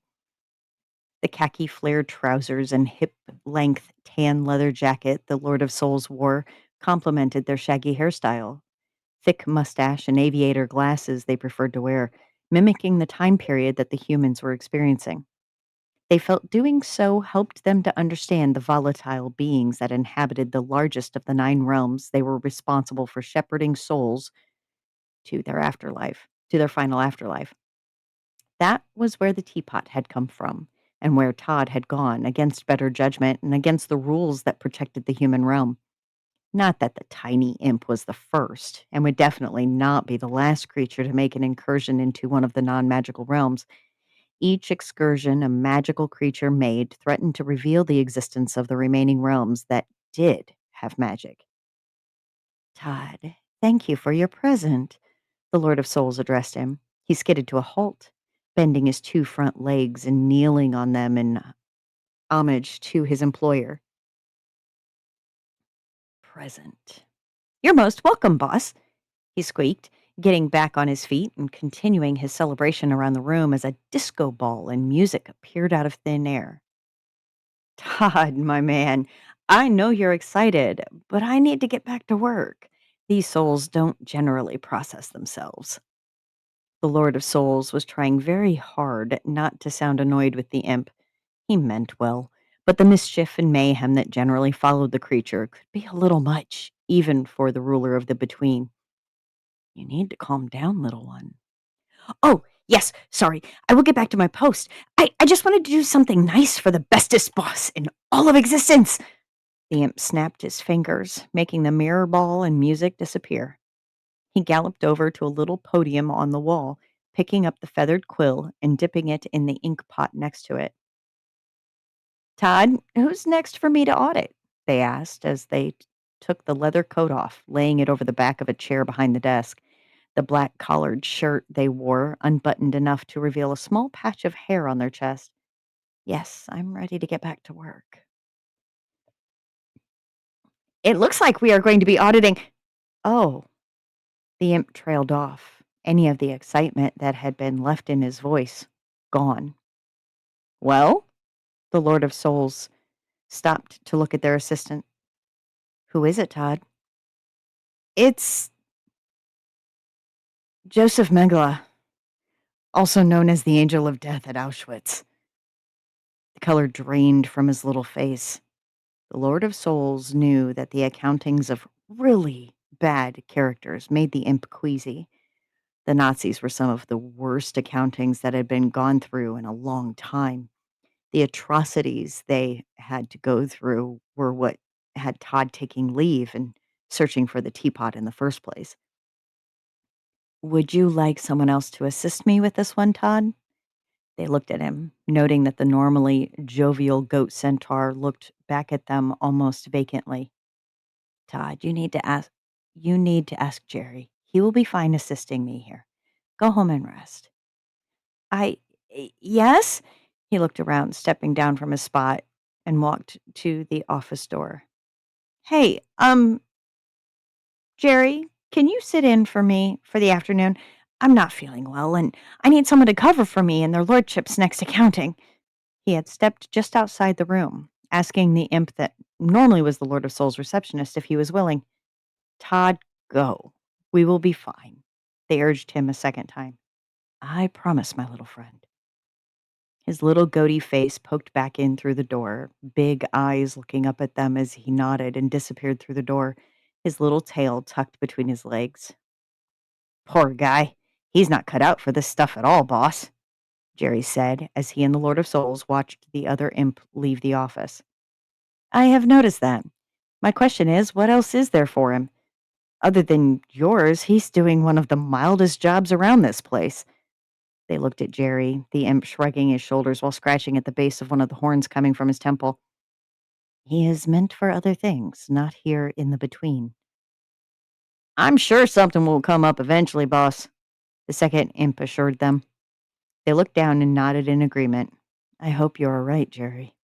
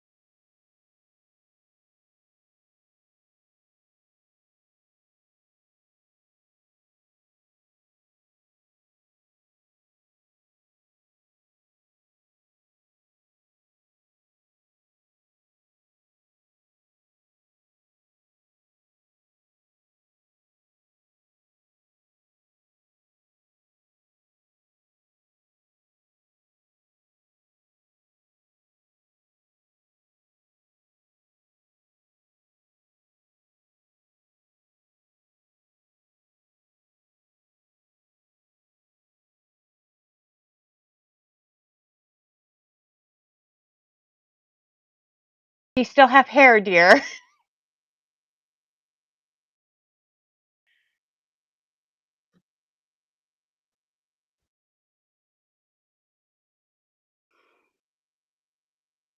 You okay, Izzy? Effing, Mangala. Yes. Okay, and we continue. Iliera landed at the base of the tower, looking around to see who or what was watching her. She shivered at the thought of running into a doppelganger, one of the few creatures in Netland that could best a dragon. If you did survive the encounter, it was from sheer dumb luck, or the creature being outnumbered and taken with a coordinated fight. She scanned the tree line, the dusk light making the woods dark and hard to see between the trees. She could see movement, but that was about it. She had already assumed that she would be surrounded. The flap of wings behind her caused her to turn and see who was behind her. Odara? Iliera asked, surprised. Whose blade killed my father? She asked. She needed to make sure the person before her was the other Valkyrie. Your father, King Bayard, was killed by your blade, with help from then Prince Varan. You had to, because it was the choice of your father or your sister's life, Odara replied. Iliera relaxed her muscles a little. Her second in command had answered the question correctly, telling her she was the real dragoness. Odara, why did you follow me? Was it on Duran's orders? Now her feelings of anxiety were being replaced by annoyance with her brother. Somewhat. He informed me that you had left the palace alone and that he thought you would be coming here. So I took it on myself to follow you and try to talk you out of the suicide mission. She looked back at her, her silvery scales catching the remaining sunlight. Someone needs to do something about this monster. He has destroyed enough of Etlan, Iliara replied, her anger that the King of Death had evaded capture driving her actions. I understand, but think about this, Iliara. You are walking into the beast's lair. He has his entire horde of followers and tainted ones at his disposal here. You are a valiant, strong fighter, but even your strength is no match for an entire army. The other Valkyrie pleaded with her leader. I have chosen my path, Odara. You are either with me or you are against me now. The stubbornness in her reply stung the other dragoness, the look she gave Iliara telling of the hurt. Is there nothing I can do to persuade you? Iliara, we need our royal family whole and intact. He has been trying to get members of all the royal houses in Etlan, and you boldly walk into his plan. You are giving him what he needs if you walk through that archway. She switched to pleading with the princess, only to realize that her words fell on deaf ears. No one has ever tried to directly challenge him, and I plan on doing that today. She turned and walked closer to the entrance to the tower. Iliara, please don't. I can't lose you, Odara gasped as she watched her walk away. Iliara stopped, turning around to look back at her. She began to slowly walk back. We were never meant to be together as we have been, and yet here we are. I, the leader, and you, my second. You're trying to stop me because of what? Love? We are Valkyrie. We are not supposed to love. If others found out, I could be accused of having you as my second because of our feelings for each other. Iliara replied as she placed a hand on Adara's cheek and leaned in, kissing her. They embraced, tears forming in both of their eyes. Iliara, please, don't do this. She held her tight, the plates of their armor suits pressing into their bodies as she pulled herself as close as she could.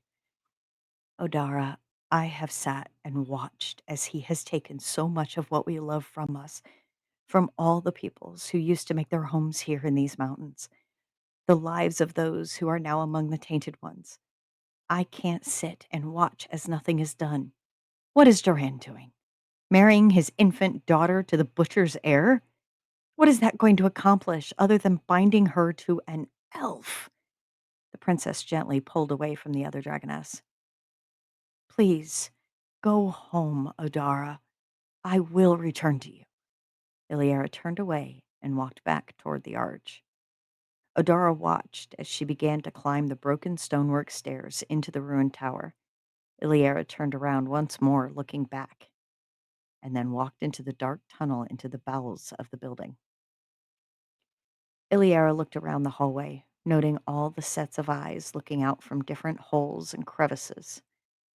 She stopped, her head whipping up as she heard leathery wings flapping above. A bat-like Nosferatu landed on the floor in front of her. Her eyes flicked to the side, noting at least one each to her right and left. Mentally, she began to plan how she was going to them, defend herself against them. She knew how to deal with these creatures, and being surrounded by them for her just felt like a potential challenge. A smile crept across her face as she moved her gaze back onto the one that was in front of her. What is your purpose, Valkyrie? Who are you to trespass into our master's lair? It hissed as it examined her with its massive, yellow, bloodshot eyes, which came to rest on her sword, then looking back at her. I'm here to give the fiend of the Deadlands my king's reply. You shall let me pass and continue my mission. She challenged the creature by pulling her sword and leveling it at the beast. The bald, pinkish-brown skin of its face creased as it gave her a long, rat-like, toothy grin. It bared the two teeth on the front of its mouth, trying to intimidate her with its rodent-like dentition. Master has been expecting you. Enter, princess. It closed its mouth and scuttled away from her. She looked behind, noting that the other two still sat where they had been. She started forward, coming to an expansive staircase chiseled into the rock wall of the tower. The three Nosferatu followed her as she went further in. She began to climb the stairs, heading for the ruined double doors at the end. Iliara reached out, placing her hand on the remnants of the wooden door. Carefully, she used the splintered wood to pass through into the corridor beyond, the low light of the outer entry hall filtering in, making the rubble from a battle that had occurred over a century prior just barely visible. The further the corridor went, the darker it became. Iliara scanned to the sides with each cautious step she took, being careful to also occasionally look over her shoulder at the trio of Nosferatu crawling along on their bellies behind her. She reached the darkest part of the hallway, the entrance a tiny point of light behind her, and the creatures creeping along behind. Her instincts told her there were other things hiding in the darkness, but what, she couldn't figure out. Iliara's senses went on full alert. Further up ahead of her, she could hear a soft gurgling sound which sent a shiver down her back, causing the scales running down her spine to stand on end. As suddenly as the sound had started, it had stopped, something that concerned her more. She glanced over her shoulder again when one of the Nosferatu began to cackle a dry, harsh laugh to the ears that made her stop and address them. "What do you find so funny, beast?" she snarled, looking back around to the front. "Valkyrie is scared of what she can't see," the creature laughed again, its front teeth flashing briefly in the near dark when she looked back toward the one speaking. The gurgling sound started again, causing Iliara to whip her head around to look in the direction it was coming from. She scanned around herself the best she could, finally sighing and making a decision. "So much for surprise," she muttered under her breath as she began to gather magic from the air, creating a small ball of light, the soft orange glow casting its light in a sphere around her. The gurgling stopped for a second time, this time the sound trailing away from her and the summoned light. A small half smile formed on her face as she realized everything that had been gathering around her was withdrawing from her proximity very quickly. "Now I can get to your master without worry of interference." She looked around, seeing the faces of many dark creatures and tainted ones hiding in alcoves in the doorways of rooms off the hall. She glimpsed a familiar movement out of the corner of her eye, turning her head to investigate. In the room, she saw several centaurs, the infection draining them of all of their color and dulling the shine of the fur on their lower halves. A pang of sadness swept through her, knowing that the entire race had been wiped out during the spread of the King of Death's domain. The memory of one of hers and Ilyandra's tutors, a centaur woman named Julinia, flashed through her mind.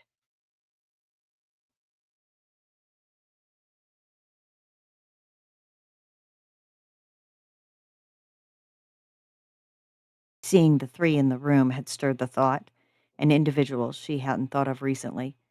The woman had disappeared shortly after the initial exodus from the mountains by the dwarves and other woodland races like hers. It was such heartbreaking news for both her and her sister. Iliera had searched for almost half a year for her before Doran had to convince her it was a lost cause. She pushed the memory from her mind, refocusing on the corridor and the creatures along her path. Each room contained various individuals who just watched as she passed, doing nothing to stop her as she went.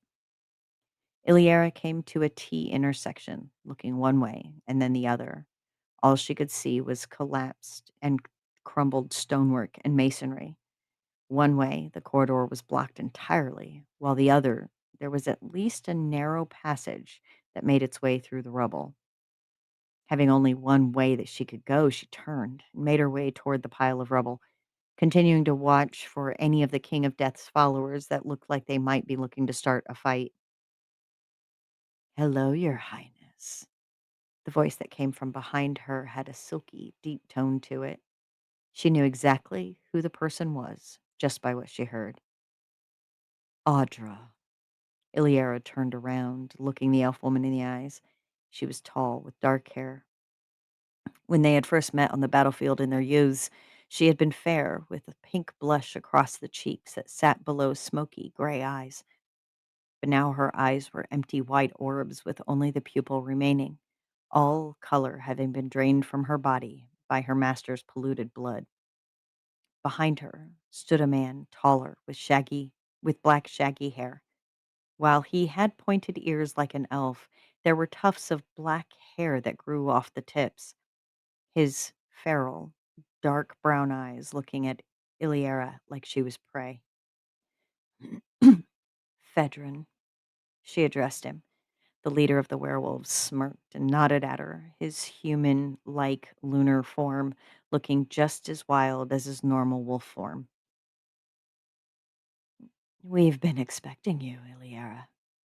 Audra started to walk closer, stopping when she raised her sword and pointed it into the woman's face. Last time I was on this end of your sword, Varan and Iliandro were with us. She chuckled as she casually pushed the blade out of her way and continued to close the space between her and the Valkyrie. I should have killed you that night.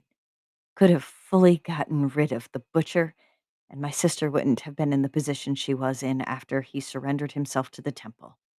It broke her for a very long time.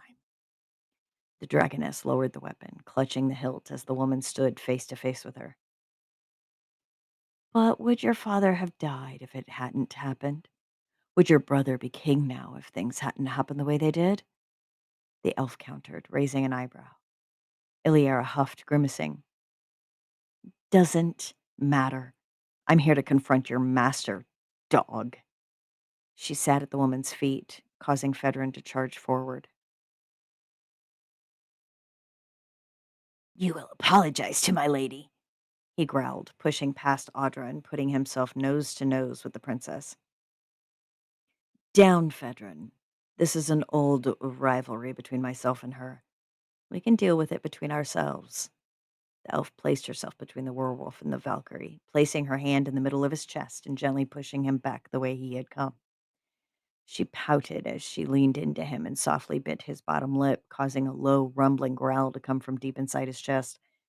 That's a good wolfie, she purred as he continued to step back from the two of them a little more. Now, we can get back to our little conversation. But His Majesty sent me to greet you and bring you to his throne room. You will be his honored guest. Audra slowly walked around her, motioning for Fedrin to follow her. This way, Your Highness. She began to thread her way through the narrow passage in the debris, the werewolf close behind her.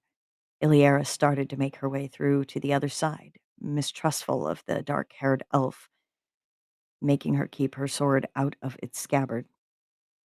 You are almost to the other side. Her voice filtered through from the other side, Audra standing at the opening, patiently waiting for her to come out. Follow me this way. We are close. She turned, walking down a hallway that led to the right. Iliera froze when the gurgling sound from earlier started back up, sounding like it was almost next to her. But she could see nothing when she looked around. That's just His Majesty's bodyguard, Gropt. Audra waved the sound off, continuing to walk toward the door at the end of the short stretch of corridor. They came to the doors, Fedrin pushing the giant wooden doors open to bring them into a large antechamber. At the opposite end was a large spiraling staircase winding its way up the inner wall of the tower. The end of the stairs wound up out of sight into the darkness. The beginning of the stairs started with a set of 7 stairs that ended with a flat platform, leading to another set of wooden doors. Audra led the way across the massive chamber, climbing the base stairs and stopping outside the door. Fedrin, could you please? She motioned to the doors, the werewolf walking up to them and pushing like he did with the previous set. Princess Alara, please come in. I have been waiting for you. A man's velvety voice beckoned to her. Audra smiled, her blank eyes almost gleaming as she watched the dragoness pass her and enter the next chamber. She swung around as the door closed behind her. Welcome, Iliara. Thank you for coming to visit me. How may I be of service to you? He was tall and slender, with almost white hair and a fair complexion. His eyes were the same blank white, devoid of color as everyone who he had taken with his blood infection. His clothes were a mix of dragon, elf, and dwarven regalia, in a differing patchwork of shades of white and off-white. The cloak he wore was starting to look tattered on the edges, some of the ribbons flowing around him as he moved. So this is the face of the one who has destroyed almost half of Ethlon. The destruction you have caused has brought so much pain and suffering to its people. I am here to challenge you and tell you that you cannot have my niece. She charged at him, raising her sword above her head as her wings appeared and extended out from her back. She felt something wrap around her ankle, pulling and causing her to land face first on the stone floor. Her nose felt like it exploded as her grip let go of her weapon, the sound of the metal clattering across the floor. The next thing she felt was another muscular appendage wrapping around the crux of one of her wings and pulling, an audible snap echoing through her ears as pain radiated through her wing and into her back. She screamed in pain. Grokt, that's enough. I think she understands your point. The King of Death commanded the creature that had grabbed the dragoness. Now, princess, is that how you act when someone has invited you into their home? He said as he walked over to her, kneeling next to her and bending down to look her in the eyes as he grabbed her hair and lifted her head up.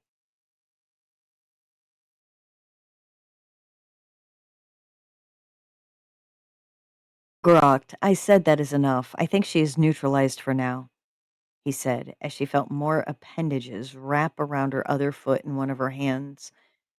They all immediately withdrew as the white dragon rolled her onto her back. He leaned down, looking her in the eyes, and then looked back up, getting to his feet and standing over her. His gaze looked forward to somewhere past her feet.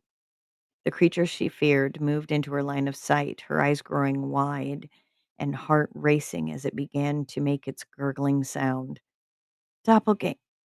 The word was cut off when the creature moved one of its tentacles over her mouth, the slimy coating on its skin rubbing off on the skin of her face.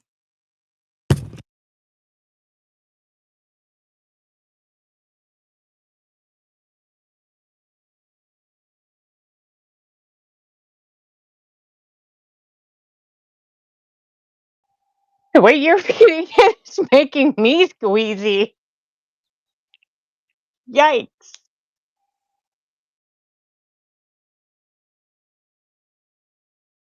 We are going to talk.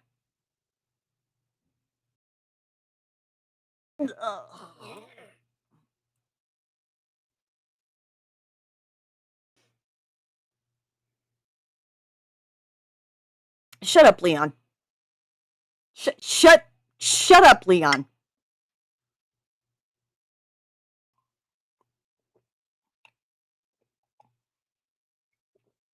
The next sentence is she gagged. No shit. I'm over here gagging myself.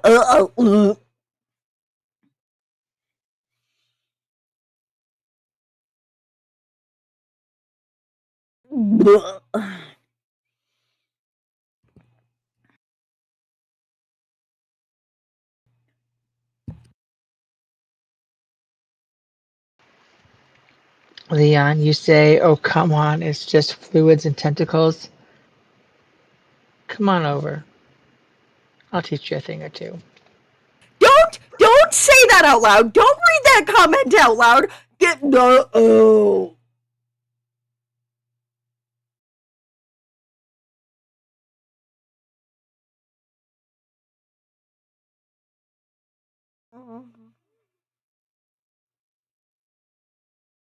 Oh. Oh God.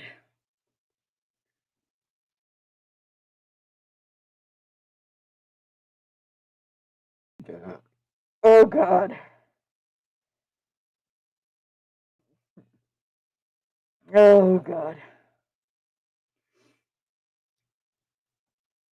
Ugh. Grogt, that's a little rude to do to such a distinguished guest. We must be kind to her. The King of Death crooned as he looked back at her, a smile on his face. Her breathing began to become labored as the doppelganger's tentacle covered both her nose and mouth, the mucus sliding in her nostrils and throat. She coughed, the flesh of the creature pressing on her nose, the pain causing her to whimper. Iliara breathed faster and harder, her lungs starting to feel as though they were going to explode between the exertion of the viscous fluid continued down her throat. She looked around, dizziness beginning to take over, her mind threatening to lose consciousness. I'm my oh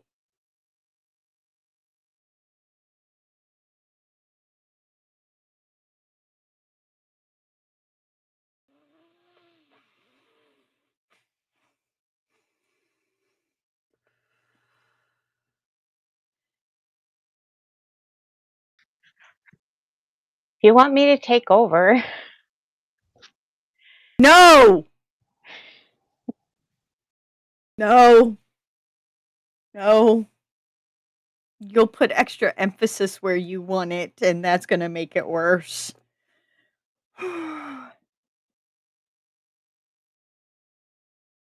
Oh, I think it's time to take a nap, Your Highness. You're having some issues, and I think sleep might be what you need. He bent over, very gently pulling her hair out of her eyes. Don't worry, you will be safe, he laughed as her vision began to fade. How dare you look down your nose at me like that? Iliara growled, reaching through the bars of the cage she had been placed into while she had been unconscious. She had been stripped of her armor and boots, all of her weapons gone save her wits and one other. They had even removed her tunic, leaving her in breeches and the binder she wore over her chest. For someone who is at the disadvantage in the situation, you sure have a great deal of spirit, he laughed, the King of Death leaning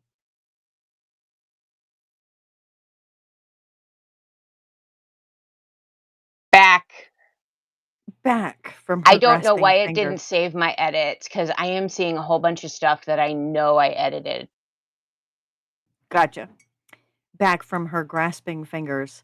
Stepping back, he began to walk around the cage he had the doppelganger place her. He grinned as he watched her struggle to move to keep him in her sight. The dragon princess had woke up angry, and he found it amusing as she made all sorts of noise and shook the cage, threatening to topple over if she was any more vigorous with her movements. Fuck you, monster! She swiped at him again, her nails barely missing his nose. Oh, you almost got me that time, Your Highness, he taunted as he threw his hair over his shoulder and tucked it behind an ear. You're half elf? The revelation stopped all movement from her. Confusion crossed her face as she struggled to say anything else. Yes, is there something wrong with that, Iliara? The King of Death smiled. It triggered recognition in her eyes. No, it can't be. But how? The horror that crept into her voice made his face glow, knowing what conclusion she had come to. Oh, it's simple, really. The same way any other being comes into existence. He laughed at his answer as he walked closer to the cage. He looked at her through the bars, his blank eyes looking into hers. He thought he could see a hint of fear in her deep red eyes. Now, how does your brother intend to answer my request? He reached in and touched a lock of her hair, causing Iliara to try and pull herself away from him, only to meet the bars at her back. We will not give her to you. She reached up, grabbing his wrist. Oh, you shouldn't do that. He looked over to the corner of the room where Grokt sat. The creature began to make the gurgling sound as it began to make its way slowly toward the cage. one of its tentacles starting to stretch toward her. The princess quickly released his arm and he withdrew it, indicating to the creature to return to where it had been sitting. As if disappointed, it backed away, the sound stopping as its body seemed to deflate a little. Don't worry, she'll slip up soon enough, and I'll need you to put her back in line. The King of Death reassured it, the doppelganger puffing back up. Now, back to your niece. What would it take to get him, to give her to me? He asked as he looked her over, starting to circle the cage again. Nothing. There's nothing that would make him give you his child. You would also have to take the matter up with her mother at a certain point, and she is a Valkyrie, one of my best. She answered. She opted to just look over her shoulder at him instead of trying to move within the small space. Yes, so I have heard. Namira, if I remember correctly. Perfect kill rate against my forces. Better than yours, I assume? He stopped to watch her reaction to his attempted barb. Yes, and she will one day make a great leader. She is good at what she does, excelling better than many of her peers leading the ranks. She spoke of her with pride in her voice. Excellent. Gropt, she's yours now. Do what you will. Just please make sure she lives. The King of Death turned and left the room. Iliera turned her head to look at the doppelganger, watching as it moved toward her, the gurgling sound almost a frenzy. She began to scratch at the creature's tentacles as they started to snake across various parts of her body. She watched as it lifted up the bottom of its body, revealing a gaping maw full of teeth that was moving toward her. Her heart began racing as she dug her fingers into the one that wrapped itself around her neck, cutting off the flow of blood to her head and restricting her breathing. She tried to pry the muscular limb away, but it was stronger than she could move. She knew her only hope to keep from losing consciousness again was to get one of her arms between herself and the arm, at least just enough to give her some air. She began trying to work her hand between her neck and the tentacle, the loss of blood flow making it hard for her to think clearly. Dizziness set in as she went limp, everything going black. The last thing she remembered was being attacked by the doppelganger before she passed out.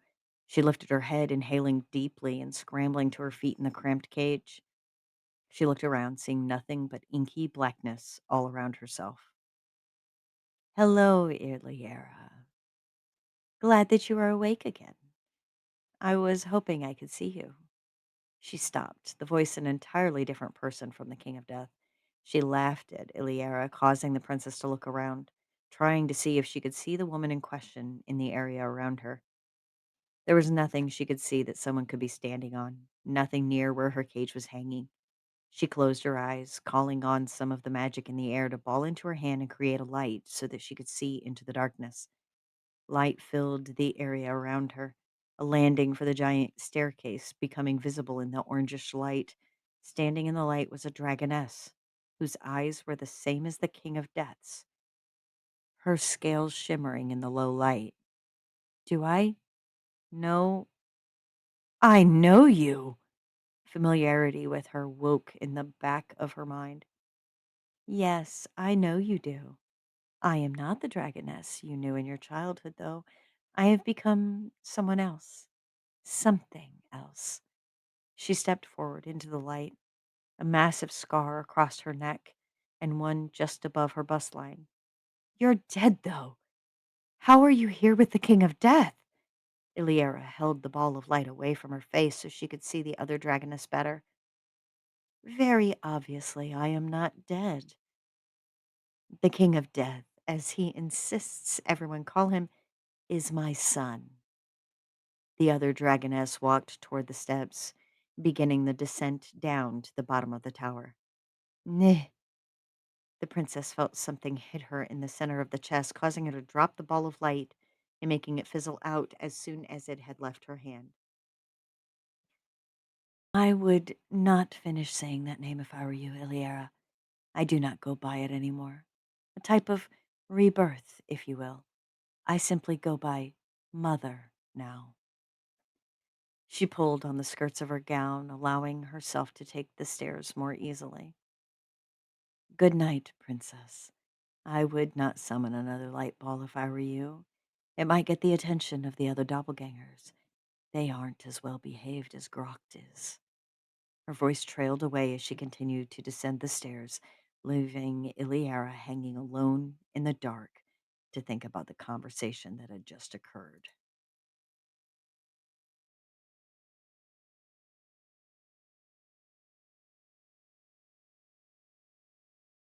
Dun dun dun.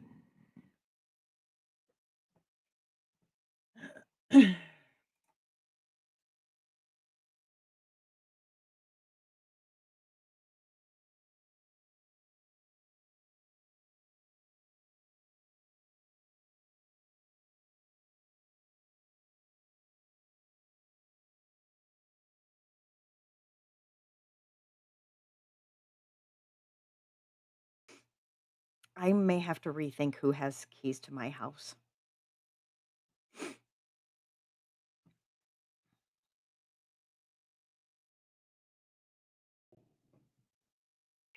I was typing down there. It didn't sound anywhere near as bad as when you read it. Like in my head, it wasn't sounding like you brought it to life in a way that had not.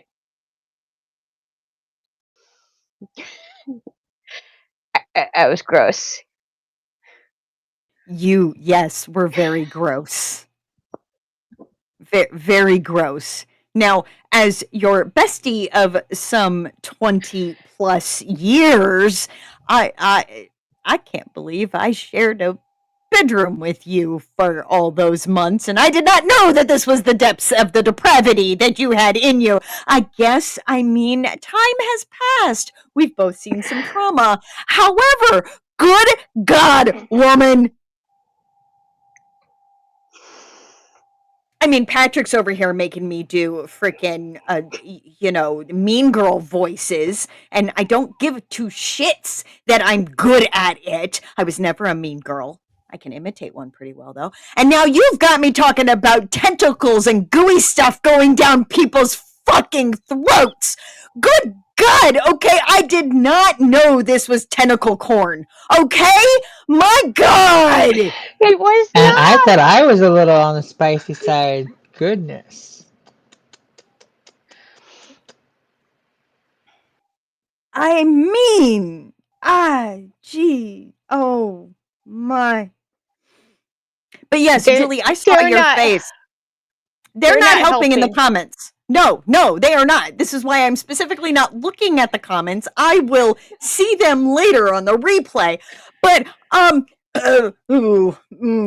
then I'm over here also belching Dr. Pepper, and I'm sitting here going, "Oh God, is something else coming up with?" I mean, I do not want to lose my roast and red potatoes because that was very, very good. But oh God, oh. And yes, Julie, I saw your expression when she just freaking revealed something that I've known for a while. Um Obviously she needed to solidify everything and see where the things and whatnot, but yeah. Yeah. Now, if everybody remembers, okay, I want to put this into your freaking brain. Dragons cannot be tainted.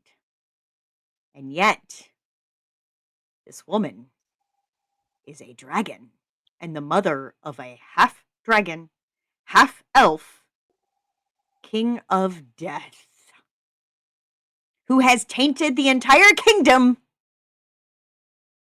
and neighboring kingdoms with his blood. This is going to be some scary shit. Okay? Just FYI. Some days I wonder if the king of death isn't just a little OP'd. Okay? Just a little OP. Overpowered. But we'll see. Because eventually, when this whole melodrama plays out, I'm hoping that the good guys win. But y'all don't know her like I know her, and I'm getting an education right now.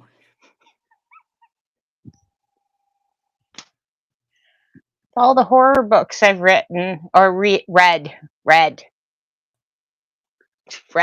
not written. That's in the future. Those will be the only books of yours I don't read.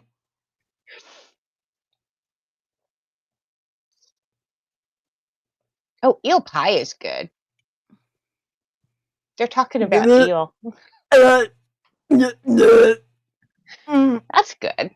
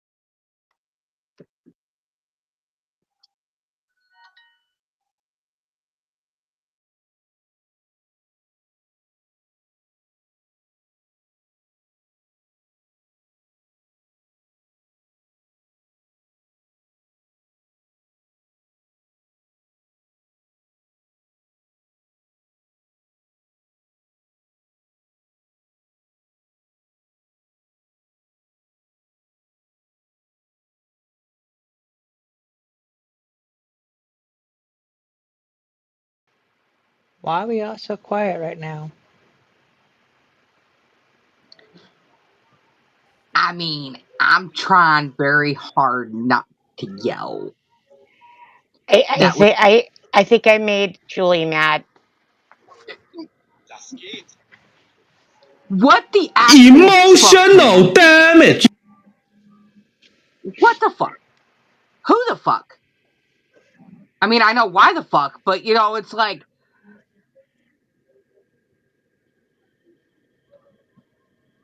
I mean, when you boil it all down, I'm a horror writer. We'll give you that. definitely the emotional damage there, Izzy. Definitely emotional damage. Because Yes. again, I'm like, you do what?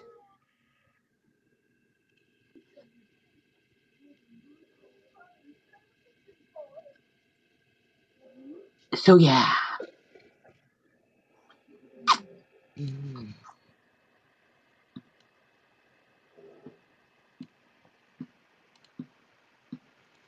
Yeah, yes, very much the how unsettled Julie is right now, because you know what? Julie eventually has to go to sleep, and I don't get enough sleep as is. And now I have the vision of, I'm guessing a doppelganger is something between an octopus and a giant squid.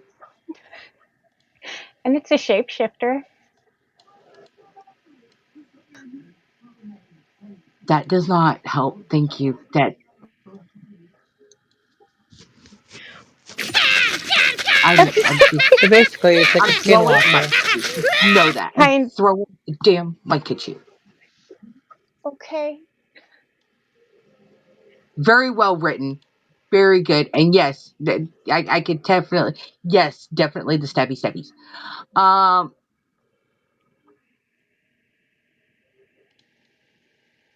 Definitely well written. Yes, I don't know what you write on, but a couple of things here lately have not been picking up the um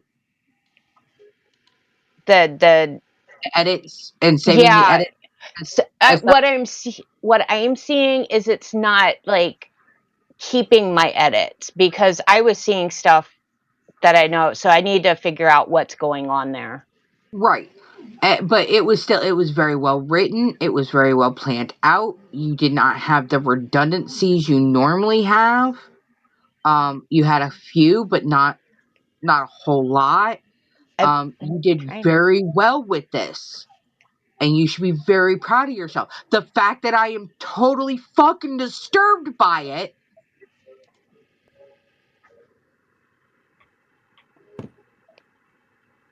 Yeah. I mean, there was a lot of stairs and doors during that one section. Yeah, Um, exactly. But I mean, however, that's something Cash and I have talked before about. Um, the detailing how things go. Um, edits.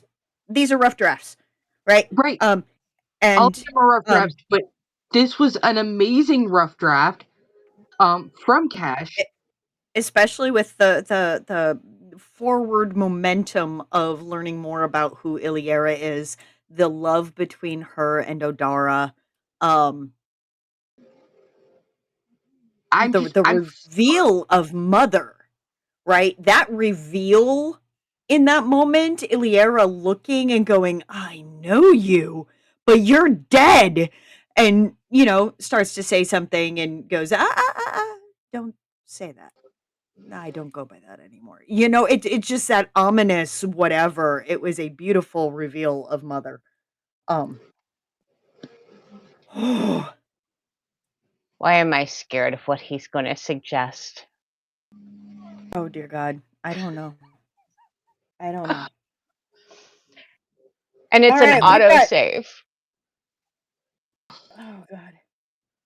But yeah, up next. Up next, we have who Julie and I affectionately refer to as Baby B, an old friend from back in the day on TikTok, returned to us. Bebop Thunderfoot. Now, I could go find her first book. I have it on my shelf. I have not read it yet. Sorry, but I have access to one of her other rough drafts, and occasionally I'll pop in there, see if she's added anything to it. And it's very good. So read we collectively have read some of Bebop's stuff before. Um, so now we get to share her with you.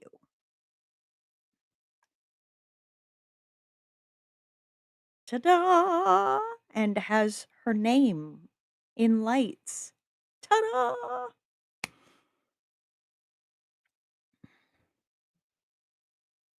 Metallic, damp, earthy scents overwhelmed Brix as he crept through dark alleyways. It happened to other worlds. His senses overdrived and his mind heightened. Halting behind a crumbling wall, he reached for the herbs inside a pocket. Aromatic and calming, the mint leaves slowed his stomach. He chewed them as he continued to hunt. This world was once a great city, so he was told, only inhabited by humans, before the kin. Before the false king decided his world wasn't enough. Now, this world is considered the backwash of the rest, the runaways, outcasts, dissenters, and the broken. Brix grimaced when the scent of death hit him. Small cries from inside the molded apartment made him falter. He closed his eyes. You can't mess another one up. Keep fucking walking. This was his curse, his servitude for the king, for his love. He had a target, and that was all that mattered. If the last target's memory was right, the 4-story building before him was it. He looked up the cracked green walls. This place was always wet, bitter, and cold. Eventually, all get sick and fade. Remorse clung to his lungs as the cold air stung his eyes. He felt heavy. As he passed the front, a small red envelope caught his eye. He stilled, staring at the letter, his jaw tightened. It was damp and chilled against his touch. His fingers ached from the magic as he tore the side. He moved to hide from sight. The paper was heavily spelled, more than usual. Reflective, thick symbols, red and gold, began to grow hot and circled faster and faster on the page. He hated this part, hearing his voice. Slick with hate and humor, the voice consumed Brick's mind. I hope you are completing all of your targets, dear Bricks. It has come to our attention you haven't been forthcoming with us, have you? After you are finished with this target, you are to report to Cedric. Enjoy your night, Bricks. Bricks held the wall as the vomit rushed to his throat. Swallowing it back, he snatched his flask and chased the taste away. The bastard always spelled a new after effect. This time, Bricks went blind in one eye for a few hours. He felt a warmth against the skin of his chest. Sitting back, he unclasped his jacket enough to reach in. He felt her. He grasped the eye tighter. I know, love. I will see you soon. We weren't meant to be together, were we? Yet here we are.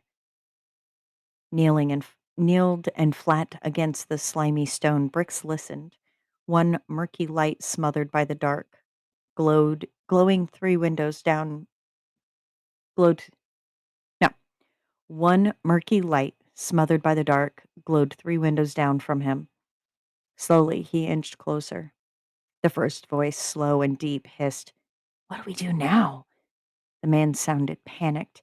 Bricks couldn't sense any power. It wasn't him. A second voice was angry. I don't fucking know. Not him either. Another voice was shaky and neurotic. We have to take her back. Bricks closed his eyes. 3 more souls he would most likely have to take. Wait, a girl?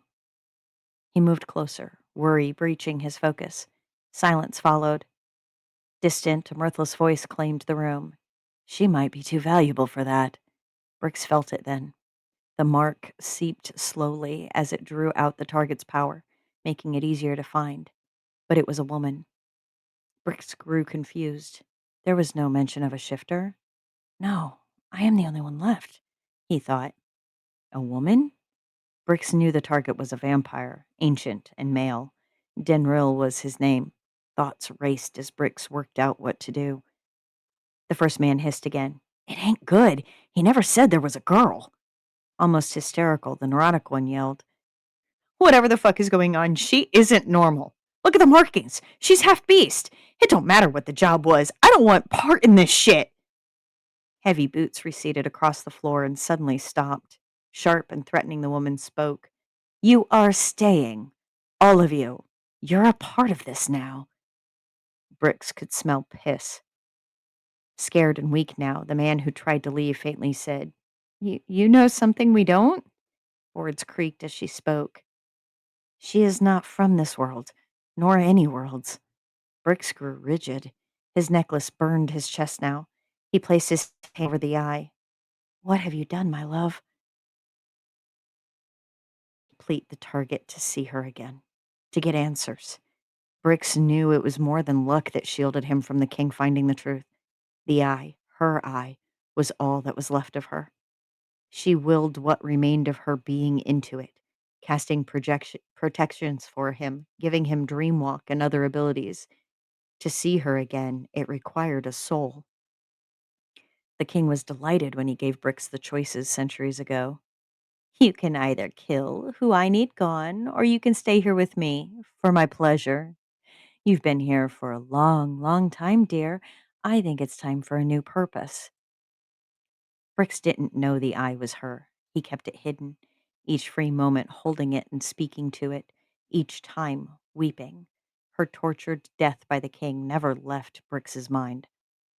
After the king announced his choices, he felt the eye grow warm against him. He stared at the king silently. The king of the kin watched him hungrily. Well, how about you think about it while you make my dinner? Give me your answer before my dessert with you. The king slithered a smile as he walked away.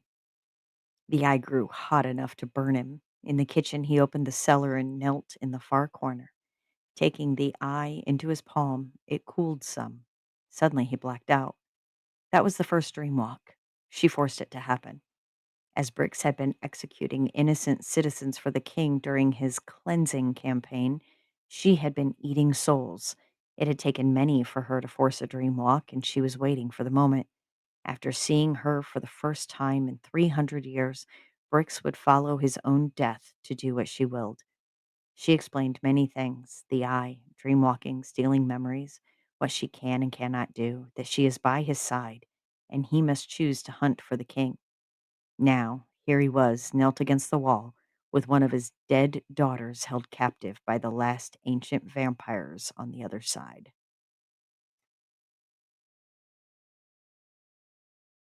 Dun dun dun.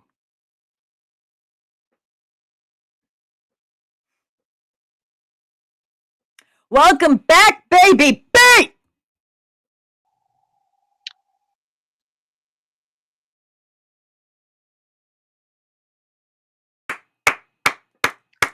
That was good.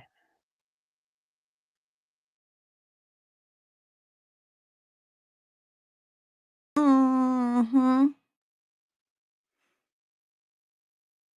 It's short. Short is fine. Look at Trisha.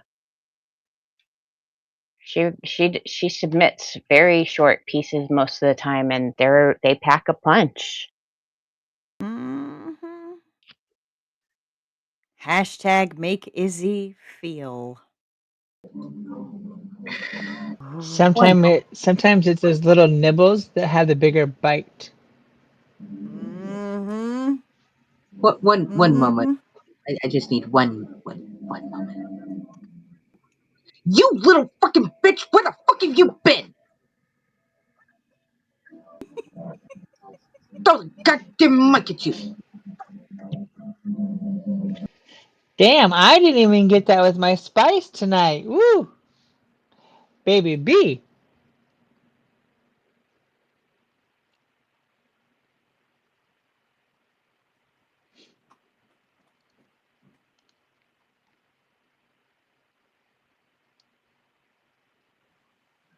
Ma'am, I beg your finest fucking pardon.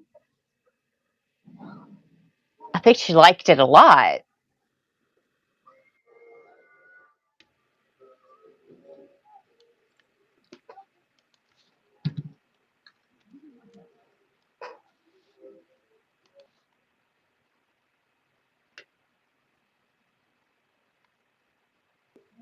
Now I'm worried because mine's up next. And Now, obviously, we all get much, much better the more we write and the more we write and the more we write. However, this is Immersed by Bebop Thunderfoot. Look at that pretty cover. Ooh, ooh. And it's about a recently divorced woman in a book club.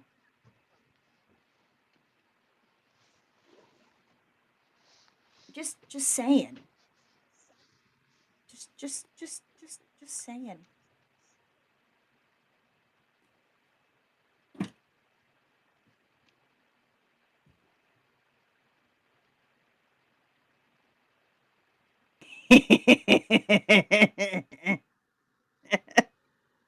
And for those interested, yes, G.T. Gretz was the author that challenged Julie with the prompt to get her writing and everything else. But Baby B, I don't even have it handy, but Baby B and myself and a couple of other authors were in a TikTok live, and we decided to go ahead and, try a writing prompt.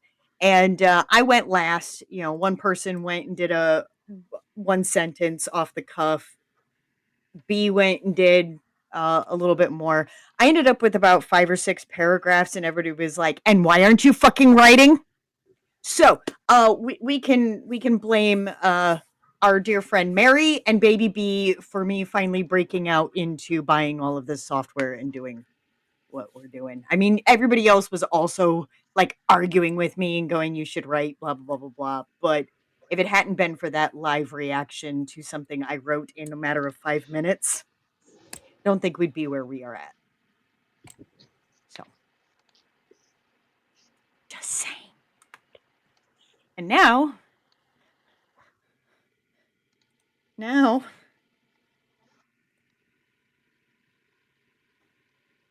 Julie, you ready for this? Do we need to get fans out?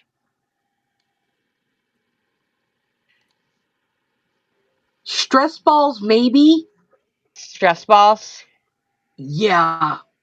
No This is an fans? intense chapter, but compared to everyone else tonight, and I understand Izzy said we're not allowed to do that anymore, but going last or one of the last, and I get to see everybody before me. I'm hoping mine measures up. I'm sure it will. It always does. So, on a level of stress balls, how many stress balls is it going to be? Well, let me tell you this: the chapter title is Tainted Halo. Tarnished. Oh, tarnished. Sorry, I've got taint on the brain. I wonder why. Tarnished Halo. Tarnished Halo. Still, that makes me think of fans and spice and not stress. So let's see how this goes, Julie.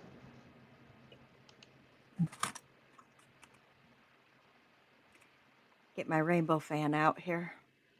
Cool myself Mine's off at just work. a wee bit. Mine's from our yearly Pride Festival a couple of years ago. Right, Leon? Maybe the halo is soaked in tainted blood. Chapter 19 Tarnished Halo. Rudder, Mike. Tuesday, 6:45 a.m., downtown Memphis, Cassian's office. Memphis hadn't fully woken from the humid slumber of the overnight thunderstorm. The skyline ghosted in blue-gray light, the streets below still slick from standing puddles. Inside Lock Enterprise, everything was silent but the low hum of the HVAC and the occasional groan of settling steel. The city might have still been asleep, but Cassian Locke was already at war. He stood at the head of the glass conference table, jacket off, sleeves rolled high, the first coffee of the morning cooling beside an open folder. Storm clouds crept the edge of the horizon, lightning flashing over the river like a warning he refused to heed. Elias Bishop sat to his right, calm and watchful as always, while two bleary eyed corporate attorneys whispered at the far end, the unlucky ones summoned before sunrise. Across from them, the family lawyer looked like he'd been dragged out of bed and hadn't forgiven the early morning distraction. You want to do what? The older man asked, voice rough from too little sleep. Cassian didn't bother sitting. File it. Publicly. The man blinked, like maybe he'd misheard. You're marrying a woman we don't know, with no background check, no prenup, no assets. Wrong. Cassian cut the man off by sliding the signed document forward, tapping the top line.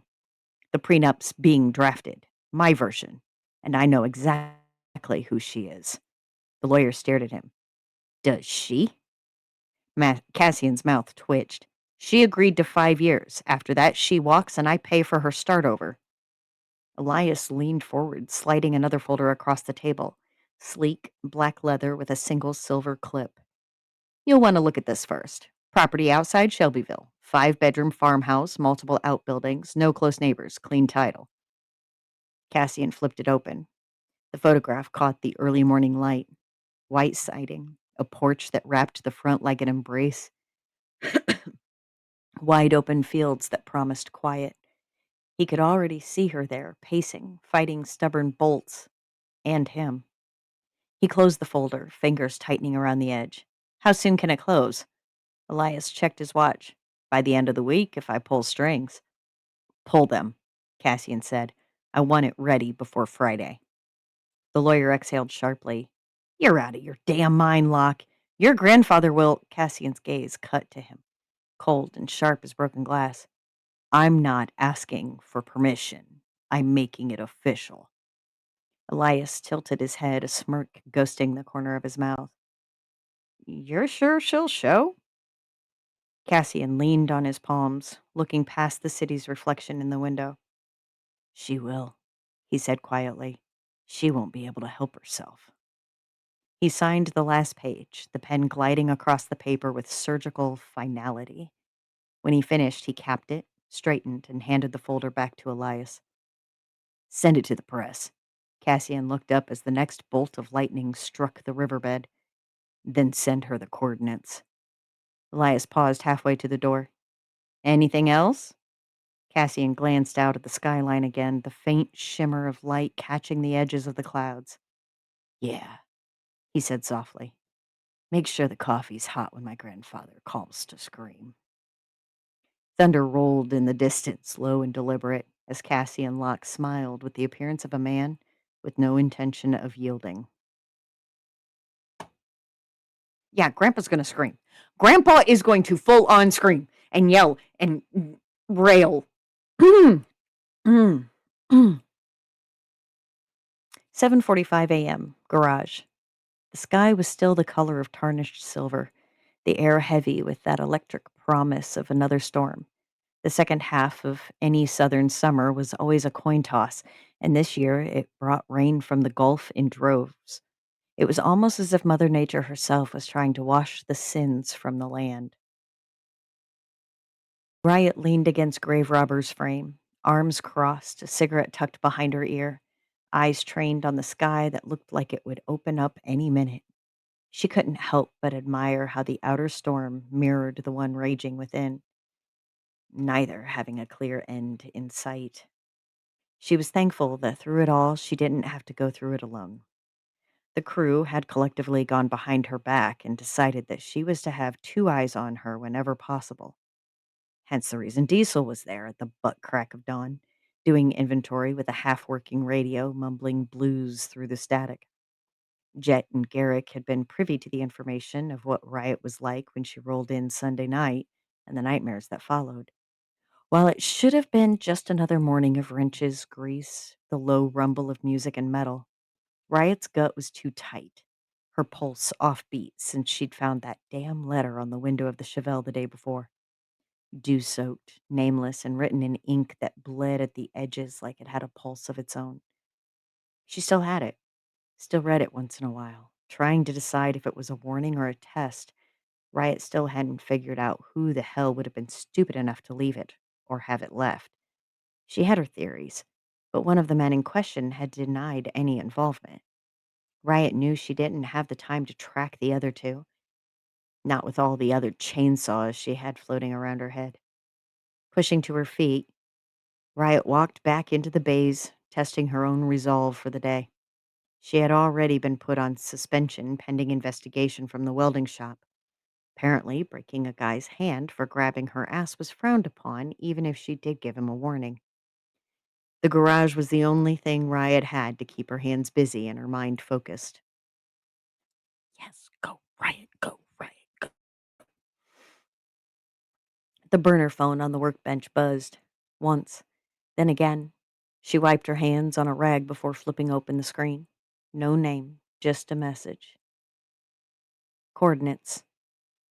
Locke Enterprise requests your presence for approval. Her stomach dropped. Son of a bitch, she muttered, already pacing. You've got to be fucking kidding me. If he thinks I'm going to jump and run every time he pulls this shit, then that asshole has another thing coming. Riot slammed the phone on the bench, hearing the glass crack. Fuck! Not another one. I can't keep destroying these damn phones. That was the third in weeks she had maimed. Diesel, hearing the commotion from the back, poked his head out from behind the stacked tires, a box of parts balanced on his hip. You good? Define good. He frowned. You look like you're about to tear someone's head off. Again. Probably, she said, but her tone was distracted, her eyes already fixed on the numbers glowing across the cracked screen. Cassian hadn't had the balls to send the message himself, but he ordered it like he tried to order her. That infuriated her more, but she knew she couldn't rip him apart. Not yet. Not while the future of Rust Creek and her crew hung in the balance. I don't owe that asshole a damn thing. I'm not a fucking puppet he can pull the damn strings of and make me dance. She muttered under her breath, moving for her key, gloves, and jacket. She froze for a moment, looking up from the chair where her leather sat at the old metal cabinet and the chain that hung there. Please forgive me. I know not what I do. I can't stop loving you. Don't deny me this pain I'm going through. Diesel kept his eyes on her as he set down the box and reached for his phone. Where are you headed? Riot's eyes broke contact, burning in her chest, amplifying. To hell if I don't change my ways. Aren't we all? But seriously, where are you going? She moved for the door and then paused to look back at Diesel, unable to make eye contact. The wind hit her face, hot and sharp, and she thought about lying, about saying a parts run or a client call. Instead, she smirked, faint and humorless. Straight into the lion's den. If anyone shows up, tell them I'll be back after a while. She tugged the cigarette from behind her ear, bit down on it, and swung her leg over Grave Robber, throwing on the helmet. The bike roared to life, a guttural, familiar sound that drowned out the questions she didn't want to answer. By the time Diesel made it to the door, she was already gone. Tail lights, a red streak cutting through the dust. His finger hovered over one number before placing the call. When the line connected, Diesel said one line. The tornado is on the loose.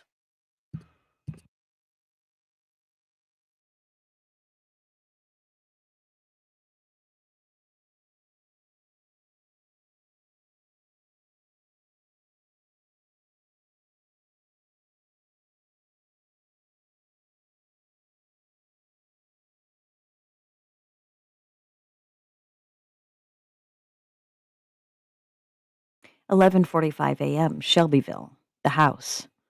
Cassian stood barefoot in the kitchen, coffee gone cold in his mug, eyes flicking to the front-facing camera feed for the 100th time in less than an hour. He wasn't nervous. He was calculating and multitasking with the endless deliveries. Cassian had already had cleaners, an interior decorator, two different tool shops, and the company tech guy out on the property before 9 a.m. Everything had to be perfect or as close to it when Riot arrived. Cassian would settle for nothing less. It was sometime between the deliveries and setting up the cameras. He had discarded his suit jacket on the back of the new dining chair, rolling up the sleeves of his black button-up while keeping an eye out for her arrival. He had meticulously set the dining table. Nothing that would be considered extravagant, but deliberate. Clean lines, brushed steel cutlery. He remembered to stock her favorite whiskey. He didn't bother with flowers. Cassian wasn't trying to win her. He was trying to match her, to show her that life could be different if she chose him. All right, he muttered to himself, rolling his neck. Don't overdo it. Let her see it, let her feel it, and then land the pitch. Then he looked toward the far wall, sitting on a clean black shelf above the stairs. Her helmet, the one he made Bishop drive 3 hours to retrieve from the Nashville penthouse, still dusty from that night, still smelling faintly of fire and oil and adrenaline. He hadn't moved it until now and wasn't even trying to hide it. Cassian wanted her to see it, that this place was hers just as much as that helmet once was, and whether she liked it or not, this was her new reality.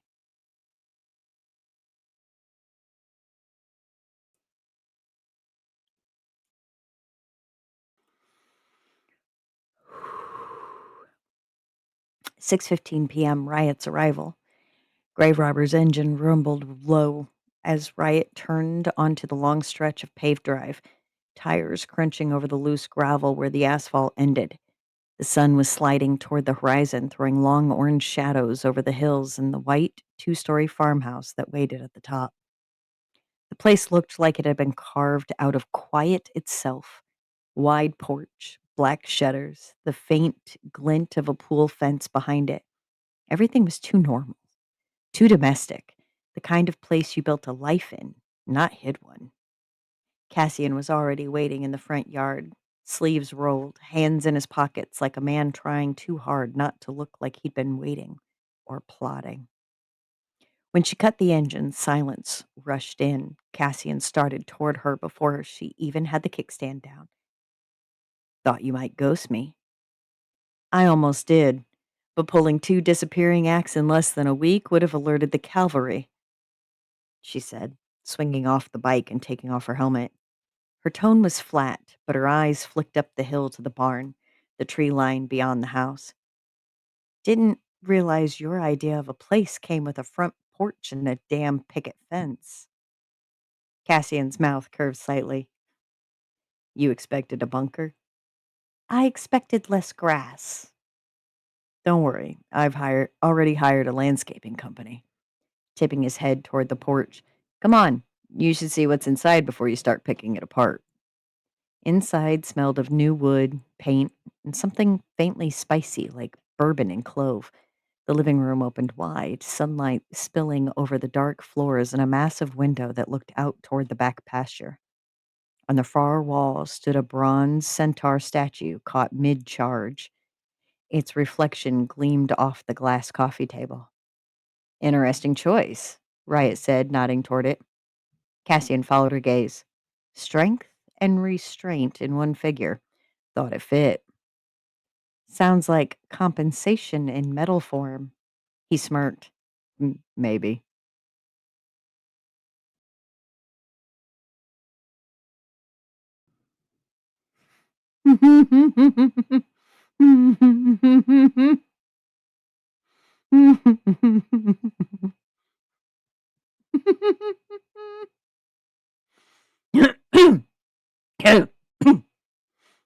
She stepped past him, eyes scanning the layout.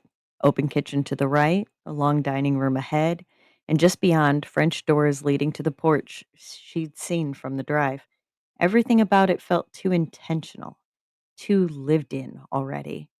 That's when she saw it, the leather folder sitting on the kitchen island. Spinning around, she caught sight of her helmet before locking eyes on Cassian. Her shoulders tensed. That's supposed to mean something? Just a reminder, Cassian said, voice low, that you walked in here as you are, and that everything that comes next is your choice. Choice, she repeated. Funny word, coming from a man who leaves coordinates instead of a conversation. Would you have come if I'd asked? Riot didn't answer. She turned instead toward the dining room where 2 plates waited beneath low golden light. Cassian stepped ahead, pulling a chair out like it was a normal night, a normal dinner, and not the quiet negotiation of 2 predators testing each other's teeth. Dinner's getting cold, he said. Didn't peg you for the cooking type. He shrugged. Didn't peg you for the type to show up. She sat, slowly. The sound of silverware and faint wind through the screen door filled the silence. Let me guess, she said after a beat. This is the part where you play nice before the terms come out? He poured them both a drink. No, this is the part where I get to know the woman who's about to rewrite my next 5 years. Riot's brow lifted. You think you can read me over steak and whiskey? Yes, yes, yes, I'm an open fucking book over steak and whiskey. Just saying! Oh, wait, we're talking about Riot, not me. Oops. Cassian leaned in, voice dropping to that dangerous velvety timbre. Timbre. I can't say that word either. Okay, just whatever. That brushed too close to her pulse. I was never meant to have you, catch you, touch you, he said, gaze holding hers like a dare. And yet here we are. For a second, the air itself didn't move. She blinked first, breaking the stare, retreating just enough to breathe. You always this charming when you're buying people? Only the ones who think they can't be bought. Dinner was quiet at first, too quiet, the kind of silence that didn't come from peace but from calculation. Cassian ate like a man who'd already made his peace with the outcome. Riot ate like a woman measuring every move for traps. The steak was perfect. Of course it was. Medium rare, garlic butter, rosemary. The kind of thing that made her chest twist because it felt normal, and normal didn't belong to her anywhere near her. "So you cook," she finally said, not quite a question. "Sometimes." "For who?" His gaze didn't waver. "Used to be for no one. Guess that changed tonight." Riot leaned back in her chair, cutting him a sharp look. "You really think this," she waved the knife between them, "is anything close to a date?" Cassian tilted his head slightly, eyes dark with quiet amusement. "You showed up. You're eating my food. There's bourbon. Feels close enough." "Only thing close here is your ego." He smiled slow, dangerous, and almost boyish beneath it. "You wound me, Riot." She smirked. "If I wanted to wound you, Locke, you'd know." "So, do you cook?"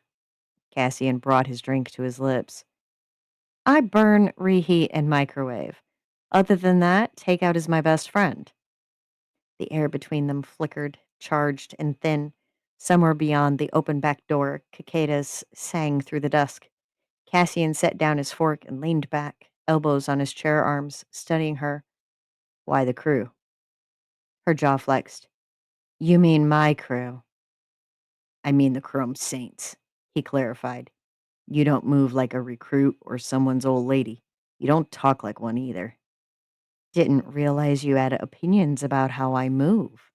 Riot carefully avoided the question. "I've got opinions about a lot of things," he said evenly, "especially the people I bring under my name." Riot's gaze hardened. "You don't own me." "Not yet." Her knife hit the plate with a sharp clang. "You're real comfortable towing that line. It must be exhausting looking down your nose at people." Cassian didn't flinch. "You're real comfortable pretending you haven't already crossed it." That shut her up for a beat. Her pulse kicked, quick and angry, though she covered it by taking another sip of bourbon. "Why do you care?" she asked finally. "What's it to you if I burn or rebuild?" "Because either way, you do it under the same sky as me," he said, "and I don't like guessing whether the fire's aimed at me or not." It wasn't an accusation. It was acknowledgement, and that somehow made it worse. The plates emptied. Conversation thinned into small things, safer topics. He asked if she liked the house. She asked if he always bought women property when they annoyed him. He said, "Only the dangerous ones." When she finished the last sip of bourbon, Cassian rose, collected both plates, and walked them to the sink. Riot watched him in disbelief as he rolled up his sleeves again and started loading the dishwasher. Like it was nothing. Like this wasn't a chess game between two people who didn't know which of them was supposed to fall first. "You do this a lot?" she asked finally. "Clean up my own messes?" He smirked, setting a glass upside down on the rack. "Every damn day." She didn't smile back.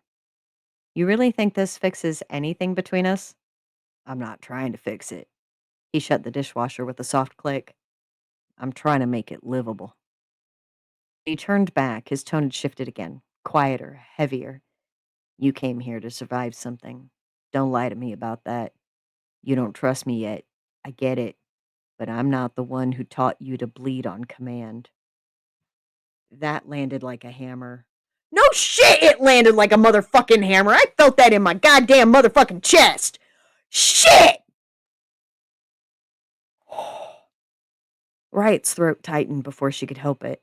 She stood abruptly, needing space, needing air. "You're full of poetic shit, Locke." He didn't argue. He just nodded toward the living room. "Then let's stop talking pretty.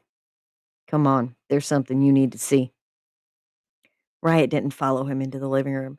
Instead, he slipped through the back door, bourbon glass still in hand, and stepped into the cooling dusk. The air was heavy with honeysuckle and wet grass, the kind of scent that made the night feel slower. Cicadas hummed like static, filling the silence she'd been holding inside since the minute she'd pulled up the drive. She set her glass on the porch railing and fished a half crushed pack from her pants pocket. The lighter flared, then steadied, throwing a brief glow across her face before she drew in the first drag. Smoke and nerves hit the same. Beyond the fenced pool, one of the barns stood out against the dark. The doors were open, light spilling out onto the ground where a workbench had already been set up. A few car parts, engine mounts, crates, new, clean, out of place in a place like this. Her chest tightened. He's turning it into a garage. For her. Didn't have you pegged for a smoker. Cassian's voice broke the quiet, low and close enough to raise goosebumps along her arms. He was leaning against the porch post, sleeves still rolled up, the last of the sunset throwing gold along his jaw. Not really, she said, exhaling smoke toward the field. Only when my head's loud. He tilted his head slightly. And tonight's loud. Riot took another drag, then nodded toward the barn. You planning to tell me that's a coincidence? He followed her gaze. No coincidence. You'll need a space to work. I didn't say I'd stay. You will. His tone wasn't arrogance, it was conviction. You don't strike me as the type to walk away from something you built with your hands. Her laugh was quiet, bitter. You don't know me, Locke. Stop pretending like you do.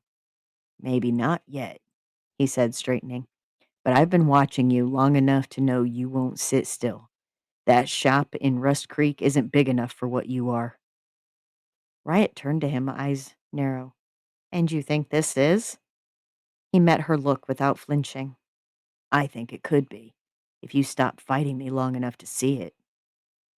For a moment, neither of them spoke. The sound of the pool filter murmured beneath the cicadas, the smell of smoke and bourbon mixed with the chlorine in the air between them. Riot stubbed out the cigarette against the railing, watching the ember die. You really think money and land fix people, don't you? No, Cassian said quietly. But sometimes they buy them time. That pulled her eyes back to his. And for a second, just one, she saw the ghost of something in him that wasn't control or strategy. It was weariness, something that looked faintly like truth. He nodded toward the open door. Come inside. There's something you need to see before you decide whether this was worth it. Riot followed him back inside, boots silent on the hardwood. The house felt different now, less like a stage, more like a set of locked doors she wasn't sure she wanted the keys to. The faint smell of dinner still hung in the air, along with the hum of the dishwasher working through its cycle. She rounded the corner into the living room and stopped. The helmet had moved from the shelf to sit beside the leather folder. He passed her, reaching for 2 glasses and a decanter on the counter. You should sit. Riot didn't move. Her hand hovered near the helmet, fingers tracing the faint scuff on its side. You make it a habit to keep other people's things? Cassian poured the bourbon, calm as stone. It was left behind twice. I had it brought here from Nashville. Of course you did. Her voice cracked somewhere between sarcasm and exhaustion. What's this? She motioned toward the folder. Later, he said. Sit, Cassian. He cut her off with a look. The name hit softer than she expected, but the command in it stayed sharp. You've been running on fumes for days. Eat, sit, or both. Then we talk. Cassian placed out a snack tray on the table. Riot exhaled through her nose, dragging the chair out from the island before sinking into it. The bourbon glass slid her way. She caught it, rolled it between her palms. He stayed standing a moment, studying her like he was taking measure of how far she'd been before she'd break. Then he joined her, leaning against the counter instead of sitting across. Why are you doing this? She asked finally. The house, the papers, this whole thing. You don't strike me as the domestic type. Cassian's mouth twitched. Not quite a smile. I'm not, but I'm thorough. It was part of your demands, or did you forget what you asked for? That's supposed to impress me? No, he said steady. It's supposed to reassure you. You asked for space, for control, for distance from everything that could be traced back to me. I'm giving you that here. He gestured around them. No one knows this place exists except the people I pay to keep it that way. Riot studied him for a long second, unbreathable. Unreadable! I didn't say the word that I actually said. Just forget that. No, nobody go back and watch that. No.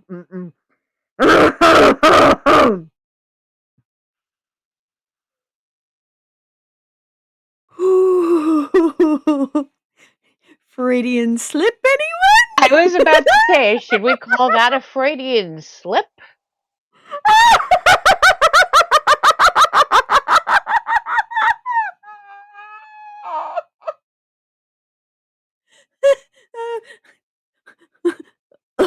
Oops.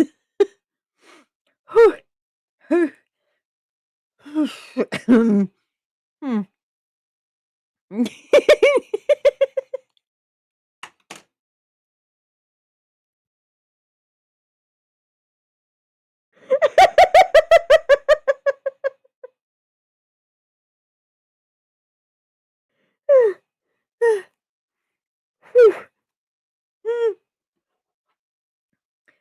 I'm going to blame Patrick in all of this because he started this night out.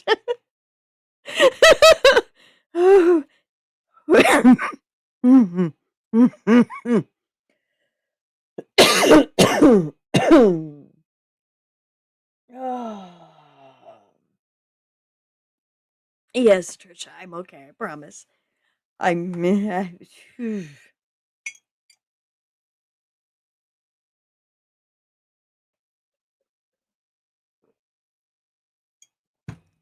Wow. Okay.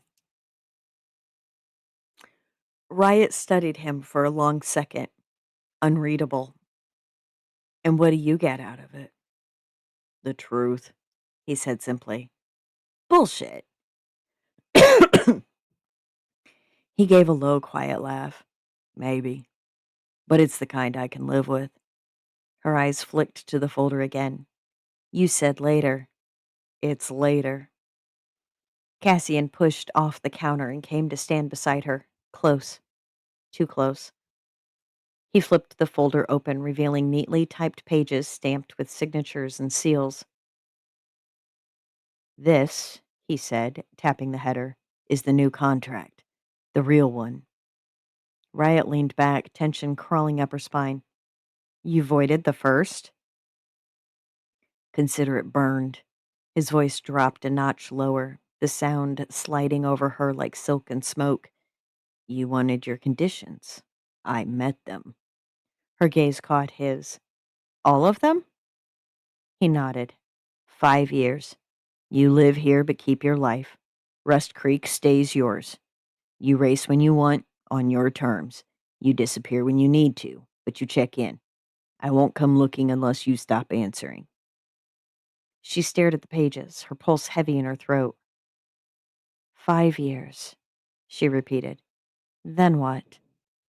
Then you walk, Cassian said. Clean, no shadow, no name attached to mine unless you want it. Laugh was soft, disbelieving. You make it sound like you're doing me a favor. He bent closer until his breath warmed her temple. I am. The silence that followed pressed down between them, heavy and alive. She could feel it, the pulse of something raw and unspoken threading the space. Her fingers tightened around the glass. And if I say no? Cassian's eyes darkened, the edge of his mouth barely twitching. Then you'll still end up in the crosshairs, just without me standing in front of you. I also keep dropping pinned locations until you finally give up. That landed hard. She looked away first, out the wide windows toward the trees where the storm still loomed heavy in the distance. Lightning flickered once. Finally, she said, "You think 5 years is enough time to fix what's broken? To get you what you want?" Cassian's voice was a low, dangerous whisper. "I don't plan to fix it, Riot. I plan to own it." Riot didn't answer right away. The storm outside had rolled in close, thunder rolling low enough to make the windows hum. Cassian hadn't moved from her side, just stood there, waiting, giving her the space to think, or maybe the rope to hang herself with. She leaned back in the chair, the bourbon forgotten. "You're asking me to burn everything I built." Cassian's voice was even. "No, I'm helping you to keep it safe." She huffed out a laugh, sharp and humorless. "You don't get it. People like me don't do safe." He crouched down beside her, one hand braced on the table's edge. "You've been surviving so long you can't tell the difference anymore." Her throat tightened. "And what? You're going to teach me?"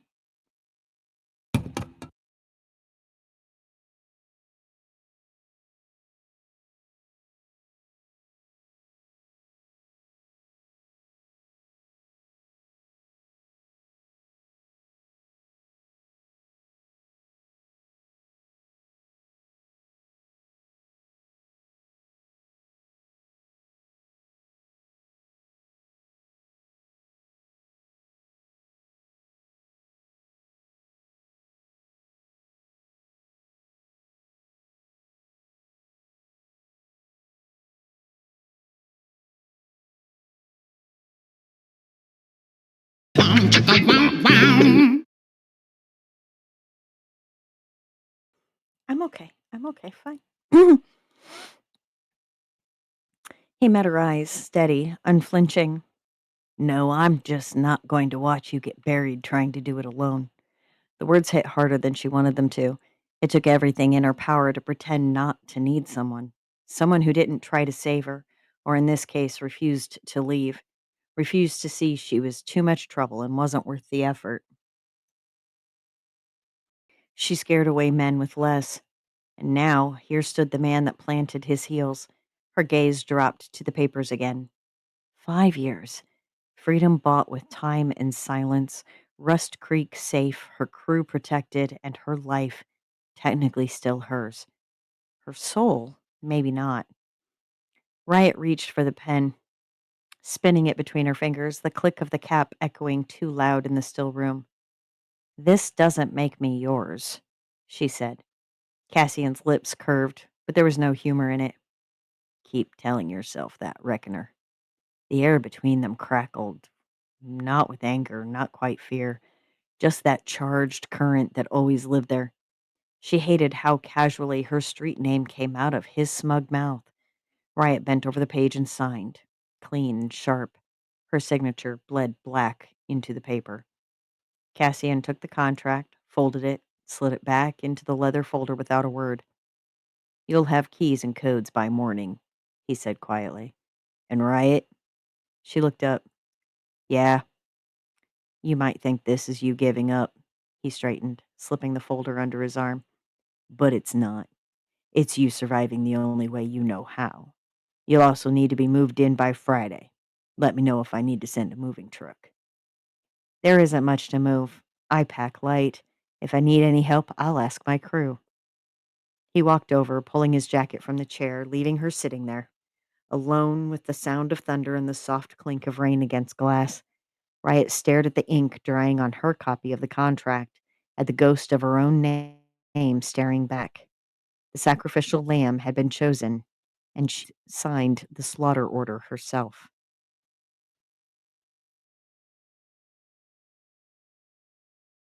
12:05 a.m., Nashville penthouse. The home office was quiet, only the hum of the lights and the soft clink of glass. Cassian had ditched the tie somewhere between the house and the elevator. Elias Bishop leaned back across from him, a half-empty bottle of bourbon between them.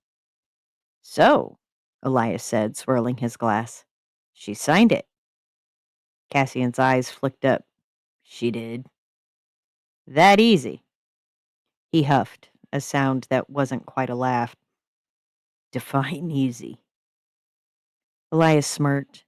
You've been chasing her for 3 years, Cass. She's burned your cars, humiliated your drivers, rejected every offer you threw at her, including dinner. And you're telling me she just signed? Cassian didn't rise to it. He just stared out the glass wall at the Nashville skyline, all steel and ghosts. She didn't walk away this time, he said finally. Elias studied him. You sure she didn't just let you think you won? Cassian's smirk returned sharp as a blade. Maybe, but that's fine. She'll learn the rules fast enough. Elias chuckled, shaking his head. Christ, you really did it. You finally found a woman that can't be bought or bullied, and instead of letting her burn you, you made her your insurance policy. She's not insurance, Cassian corrected. She's inevitability. Elias froze, mid-sip. That's not romantic, Cass. Good, he said flatly. The silence stretched, heavy with history. 10 years of schemes, empires, and quiet wars fought from penthouses and boardrooms. Elias had seen Cassian obsessed before, but this was different, colder, more deliberate. You know your grandfather's going to have a coronary when he sees that announcement, Elias said finally. Cassian didn't even blink. I filed it publicly for a reason.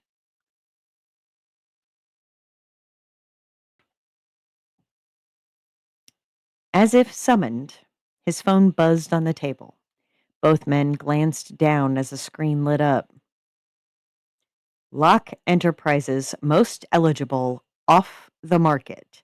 Exclusive. CEO Cassian Locke engaged. The woman who tamed the empire remains unnamed. Elias exhaled through his teeth. Well, that didn't take long. Cassian reached for the phone, scanning the article with detached calm. Riot's silhouette was caught in the reflection of the restaurant windows from a few days prior, barely visible, but enough for the vultures to circle. He set the phone down beside the bourbon. Let them run it. Let them run it, Elias echoed. You just declared open season on yourself.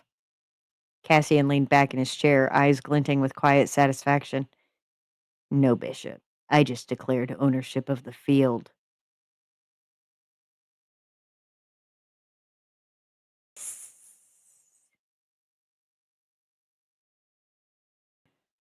The grin that followed wasn't cruel, but it wasn't kind either. It was the look of a man who'd spent years letting people underestimate him and finally decided to weaponize it. Elias lifted his glass in reluctant salute. To inevitability, then.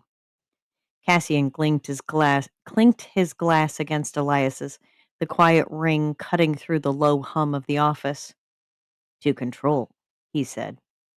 The bourbon hit hard, clean, sharp, deliberate. Elias studied him over the rim of his own glass, one brow ticking up. Hell of a way to take it back. Cassian didn't answer right away. His gaze was fixed on the city beyond the glass, the way the first edge of dawn bruised the horizon. Soft gold bleeding into steel. The two had been drinking for hours, with no concept of time. Let them think I fell, he finally said. It'll make it easier to move when I start cutting the strings. Elias huffed out a quiet laugh, shaking his head. You're playing with fire, brother. That woman isn't a pawn. I know, Cassian murmured. His thumb traced the rim of the glass, eyes gone distant. That's why I chose her. For a moment the room fell still, the kind of stillness that always came before a storm. Cassian's phone buzzed on the table again, another notification lighting up the screen. Same headline, different outlet. Elias caught the headline and smirked. This is going to be a feeding frenzy. Cassian's jaw flexed once. I have no doubt. I told you. No more waiting. He leaned back in the chair, the faintest ghost of a smile tugging at his mouth, dangerous, knowing, tired. Outside, the sun pushed higher, painting the glass in tarnished light. She signed her name like she already knew what it would cost, he said quietly. didn't even flinch. Elias set his glass down. You sure you didn't propose marriage to the one person who can burn your empire down from the inside? Cassian's gaze cut toward him, sharp as the smile that followed. Then at least I'll see who lights the match. He rose, jacket over one arm, the city sprawling below every inch of it, his, and yet for the first time in years, the victory didn't feel clean. It felt hollow.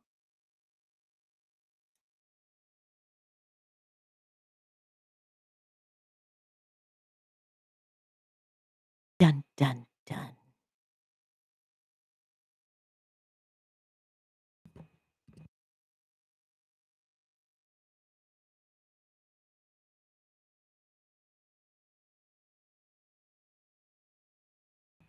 Bitch, please! Bitch, please! Mine's not as good as everybody else's. Yeah, after following all of those.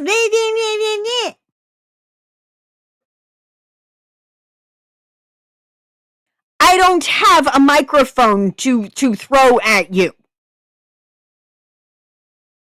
We only got one between the two of us at that event, and I let you have it because you like to have toys.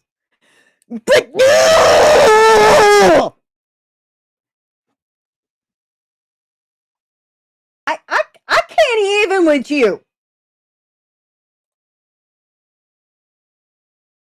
I can't even with you all. I can't. Y'all are whining little, you keep all letting the imposter syndrome win, and comparison is the thief of joy. Say that to me again. Ever. Ever. I am going to clip this, and I am going to shove it in your face every single motherfucking time you sit here and go, compared to everybody else. Fuck that. That's a good question. Did she read before signing that contract? Yes. For real. Okay. Was it implied? Because I missed that. Well, I think we were all just so because focused. I think we were all just so flippin' focused on the machinations that are happening between the two of them and the little nice double entendres that are happening that we completely missed the fact that she double checked. I read the words out my motherfucking mouth, and I still think I missed that, but I'm pretty sure it's in there. But yo, I just wanted to know. Damn. Yes, she did look over the contract. She was sitting there looking over the contract before she did it, and she's asking him questions to make sure that what she's reading is what it's comparing. Okay. So, yes. That was the reason that there was a second marriage contract, so to speak. The first one was voided. Okay. Because then she put down her law. Basically, Rust Creek is off limits. There's only going to be, this is only for 5 years. When it's over, she walks away clean.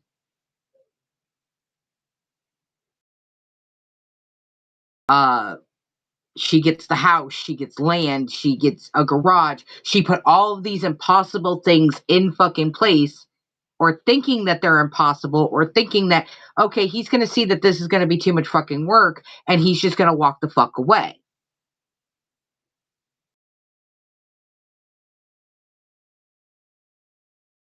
And he doesn't.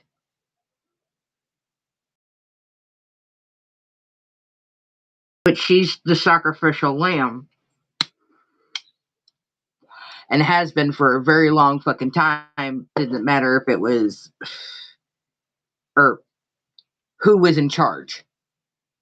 Whether that was her father, whether that was the club, whether that was her ex. She's the sacrificial lamb. She'll put her fucking life on the line before she puts anyone else's.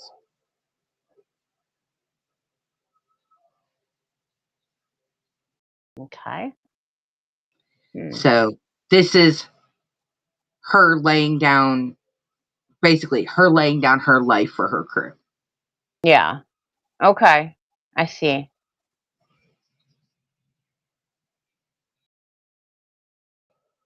I mean, you're doing so good with this. You're getting that suspense, girl.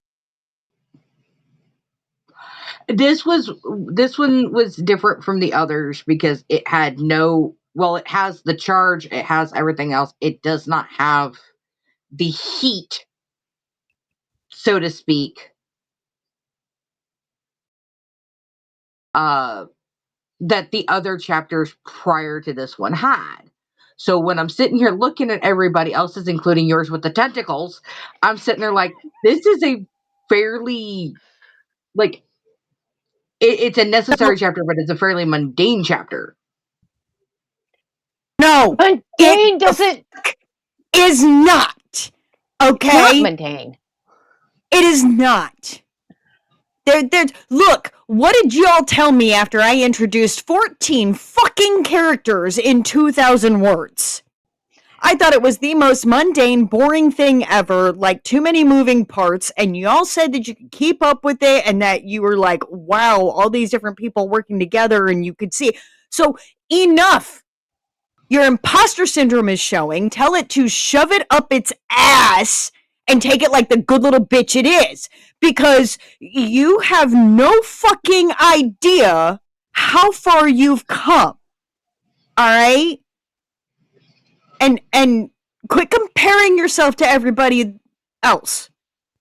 Knock it the fuck off.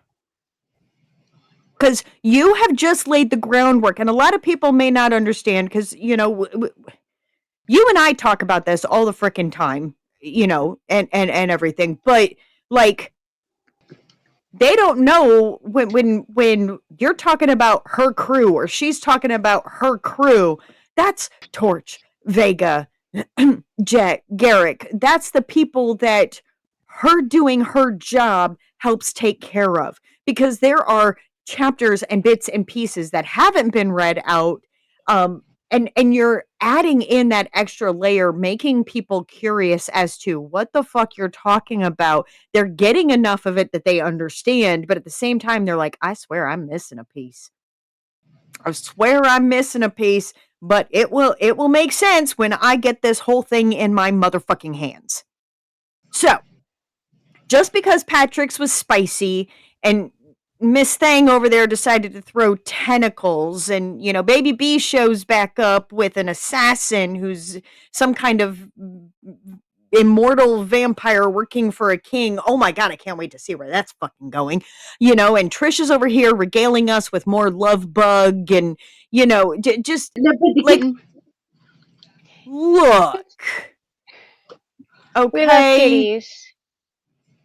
We have so many different genres and writing styles going through this joint. All right. And each piece is an additional layer of the story, right? Last month we were talking about Plotoween was all about doing those subplots, right? And forwarding those things to working tandem with your A story, with your main overarching theme. Right? And now this month, it's like, keep going with the same thing. Get your momentum down, right? And we're not even going to talk about what we got planned for December yet, because it is only the second show of November. We'll talk about that later. But that's what we're here for. Quit fucking comparing yourself to other writers, because each one of you all have done something amazing tonight,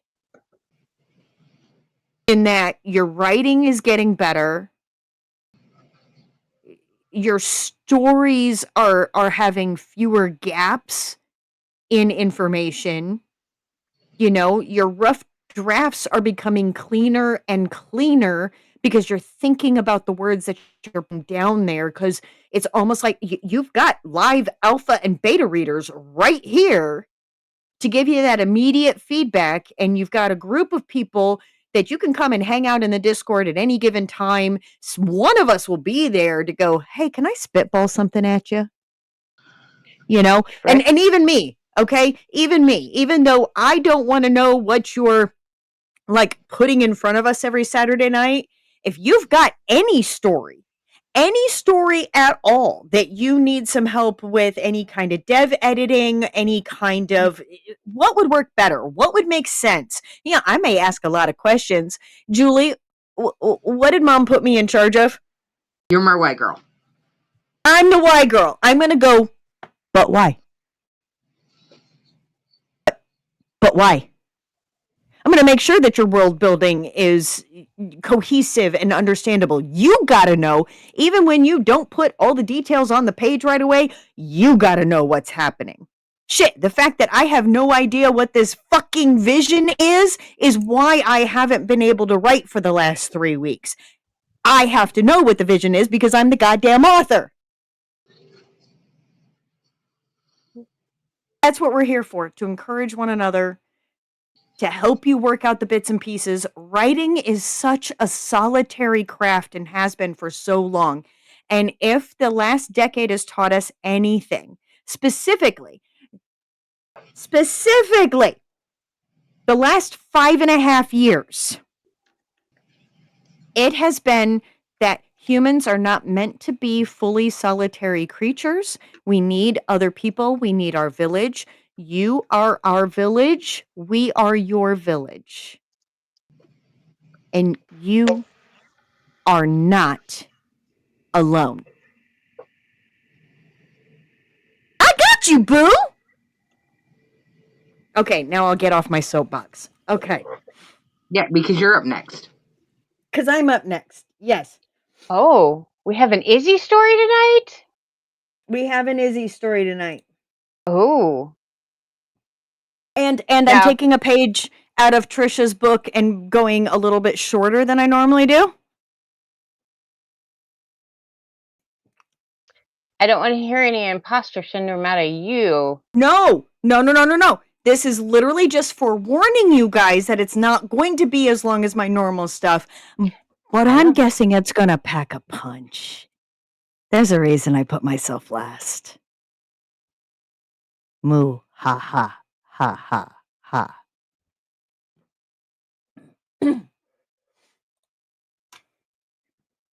Bish, I know exactly what I'm doing tonight.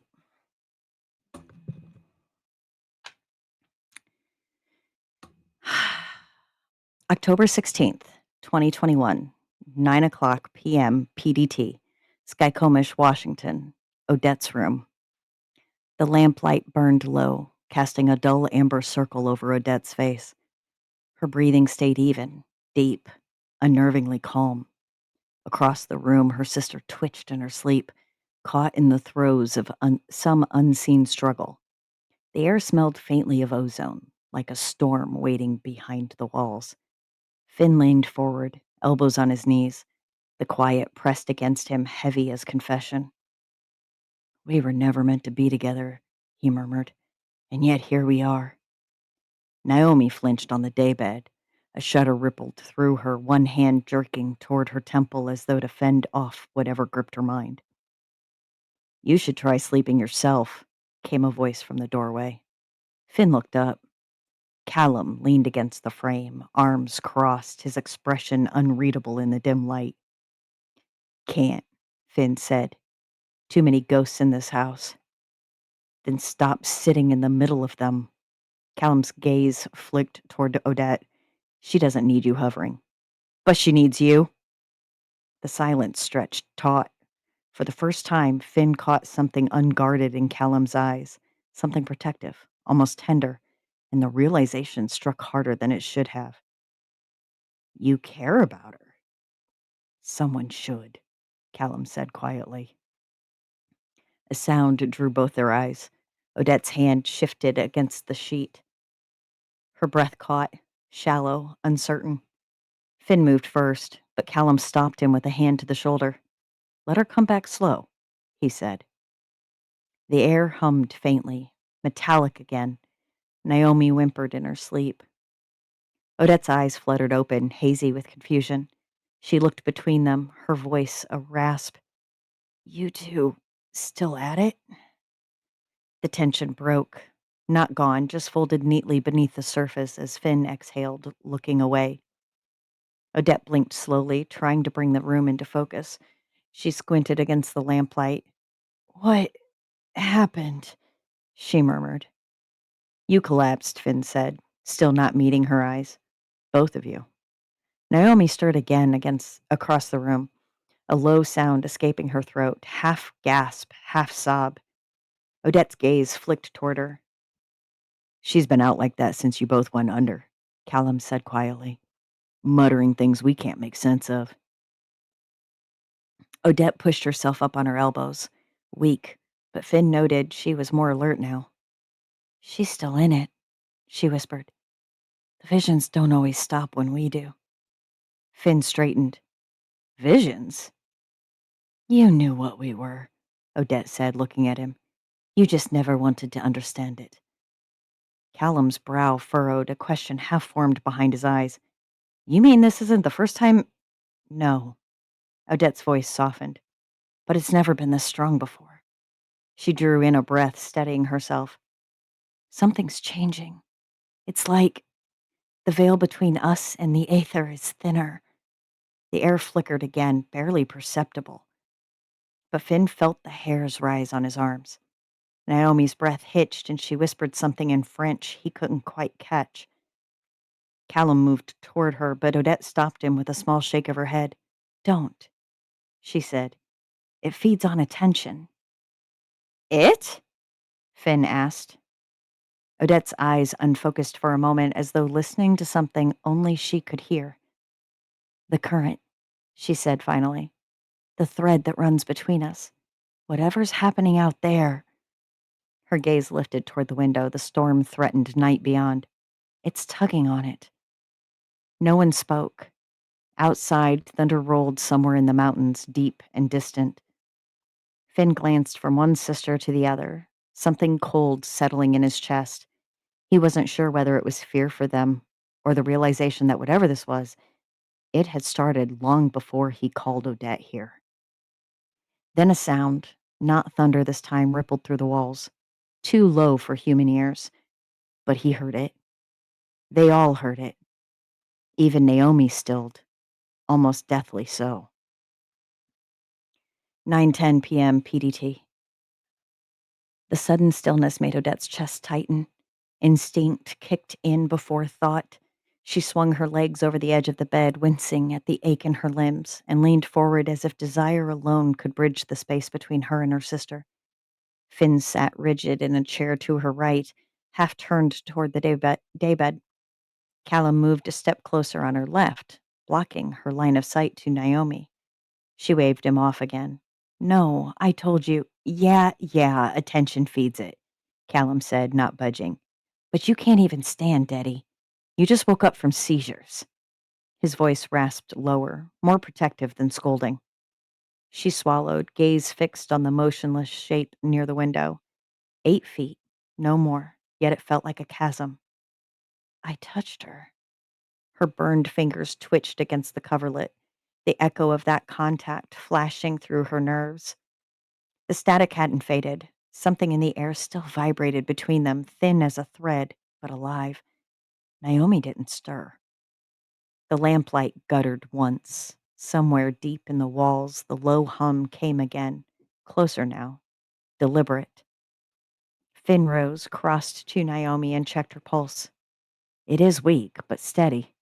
His gaze flicked back to Odette, clinical, distant, almost a stranger's. Would you want Neve back here? She hesitated, a lump in her throat. No. Callum sat beside her, taking her bandaged hand and wrapping an arm protectively around her. What can we do, Det? He murmured. Her gaze lingered on Finn as he shifted, looking away. He's torn between duty and desire. He needs release. She turned back to Callum. There's nothing, she whispered. He dipped his head, his forehead nearly touching hers. Did you see something? While you were out, I mean. In the corner of her vision, Finn silently scoffed. Odette drew a breath that came out closer to a whimper. Yes. She leaned into Callum's warmth, completing the connection he'd tried so carefully to avoid. What did you see? He whispered. Disjointed images. Nothing that made sense. She sagged further into him, her voice gone soft and distant. Can you try to explain, or is that too dangerous? His tone stayed gentle. His thumb traced her spine, circled to her arm. I haven't had anything come to me so strongly in years. The humming. She closed her eyes, voice drifting. What humming? He shook her gently. Daddy, what humming? She flinched, forcing her eyes open. Over the Rockies, on the plain, the hum of the engines lulled me into it again. There were shadows everywhere. I felt like I was chasing someone, or maybe being chased, but the trees were flying by in reverse, like an old VHS tape, rewinding. She looked up, meeting his eyes. I heard gunfire. Naomi gasped, her back arched, eyes wide and glassy. 9:06 p.m. PDT. The world bent sideways again. Voices swam through static, familiar ones, faint and broken, as though through a radio tuned to the wrong station. Her hands clawed at something soft, familiar. A mattress? A floor? But it shifted beneath her touch. Flashes of light stabbed her vision, white, then green, then black, leaving jagged after images that throbbed with the low hum in her chest. She could feel it vibrating beneath her back, through something solid. An iron bed frame? A trucker's rig? No, not the hum of a truck. Deeper, inside her bones. Shadows moved in the corners of her perspective. She was in a vision. That much she knew, though there wasn't much else. Not again. Indistinct figures ran, stumbled, reached for her. Gunfire, too loud, too fragmented, burst through her ears, overlapping screams that might have been hers, might have been someone else's. She couldn't tell. Sometimes she thought she heard her sister. Visions don't stop. We do. Maybe Odette's old boyfriend. Visions? Another voice, soft, murmuring. You mean snippets of conversation sewn together wrong. The hum rose in pitch, insistent, a physical vibration that matched the rhythm of her racing heart. Then a cold wind hit her face, carrying the tang of pine and water. Somewhere north, somewhere wild. Maine? Canada? Had she made it to Thistledown? She couldn't place herself. Was the wind even real? Or was it in the vision? No, she was in a forest. Trees growing backward, then forward again, as if the world were rewinding just to replay at warp speed. The vision was still overtaking her. She couldn't possibly be in a forest. She'd felt softness beneath her. Not the softness of a peat moss patch, but a bed, a real mattress. She stumbled to a tree, gripping the bark, willing her body to climb. She looked into the darkened sky, overcast, cold. A moon burst from behind clouds. It wore Odette's face. Time stilled. Her heart ceased stuttering, finally picking a steady rhythm, but still too fast. Focus on Odette. Get out of here, Naomi. The bark dug into her palms, the forest still shifting liquidly beneath her. She pulled herself up, reaching low-hanging branches in a painfully slow climb. Weak branches creaked under her boots. The Odette moon smiled at her as her legs shook from exhaustion. Her hand slid once, twice, catching just in time on wet bark. Somewhere beneath the wind, she thought she heard Odette's voice again. Nothing that made sense. Another flash, white, green, blackness. Another gunshot cracked somewhere close, far, everywhere. She flinched into the trunk, eyes fixed on the moon face tilting toward her, faintly warm, beckoning. More screams. But her sister's warm smile crinkled the eyes, indulgent. Naomi reached for another branch. Mon terre, she whispered. A thwap thwap echoed, metallic, rhythmic, urgent, slicing through the static voices that spun in her ears. Is that too dangerous? Was that Callum? She stretched again. One more reach. The moon face melted forward, warm, insistent. Her nails caught the edge, fingertips grazing. The world lurched. Gasping, she tumbled backward, through branches, through shadow, through the thwap thwap, slamming into the softness she'd felt beneath her before. Her eyes snapped open, lamplight burned through lids, Odette's voice low, sharp, cutting through. Naomi! The hum of the old boiler thrummed steady, grounding. The tree, the forest, the gunfire, the flashes, all gone, leaving only the daybed, the room, and the sisters separated by 8 feet of quiet.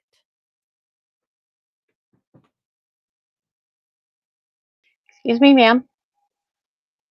Dun dun dun. You're welcome.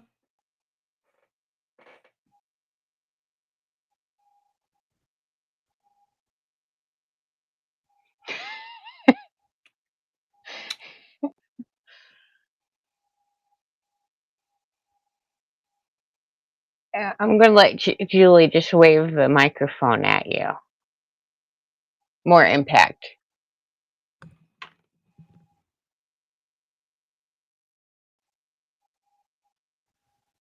I did what I did.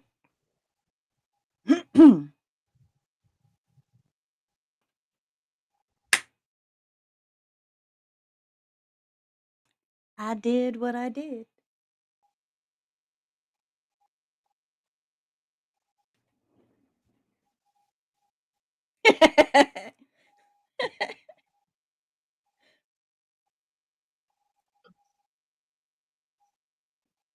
I'm looking over some comments here.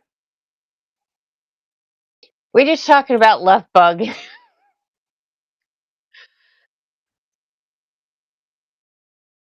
Because we just can't get enough of Love Bug, evidently.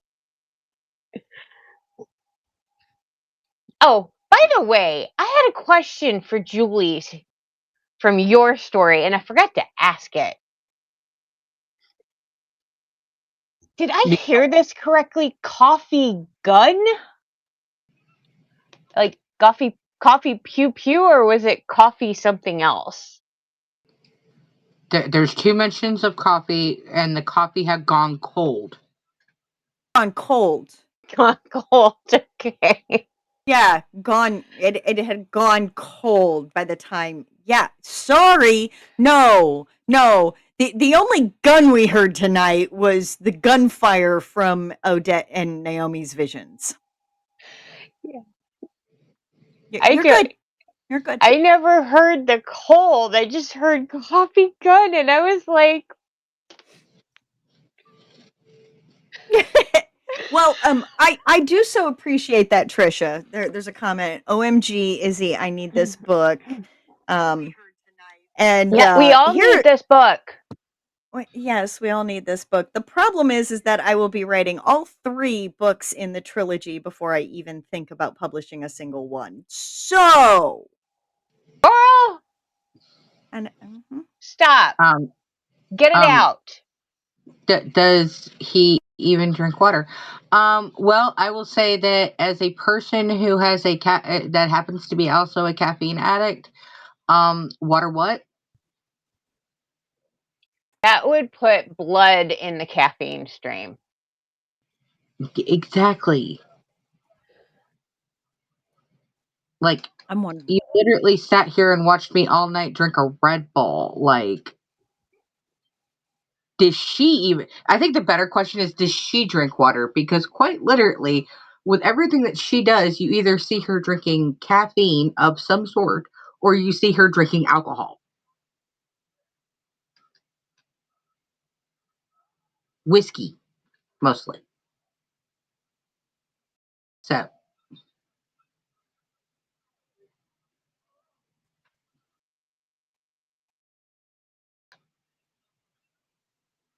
yes, there's no mention of water, except for the water that happens to be in the pool that happens to be chlorinated. Yeah, don't want to drink that. No, don't want to drink that. We've all been guilty of it a time or 3, but we don't want to. People pee in that. Ew.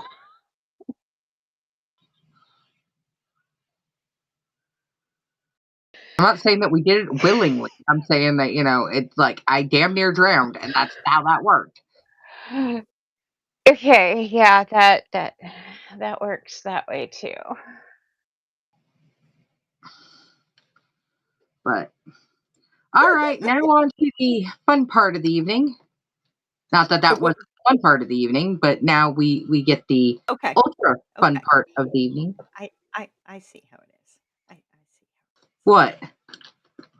I get absolute crickets and just death glares. Okay. I'm Cricket gonna get it over. Cricket and Jessica. Sweetheart. I'm gonna get it in Discord, aren't I? I'm gonna get it in Discord. You're gonna get it in Discord. Yep, Like- that's what's gonna happen, isn't it? I'm gonna Isn't it? drive over there. Cause I live close Izzy, enough that I Izzy, can smack this is you. publicized. Go. This is publicized. Discord's private. Gotcha. I can come over there and give you a piece of my mind. In person. I take it. I take it y'all were missing me the last 3 weeks. Gee, I wonder. Can we drop the tentacles now? I don't know. Can we drop the tentacles? Cause I'm thinking you made me talk about tentacle slime. I thought you were my best friend. Look, we rip each other on show a lot. We do. But We do. And we do it lovingly and everything like that. Yes. But if we got something to say, like really say, no, we wait till the Discord because that way nobody is censoring our asses. Yes. Absolutely. What do we got? There seems to be some feedback.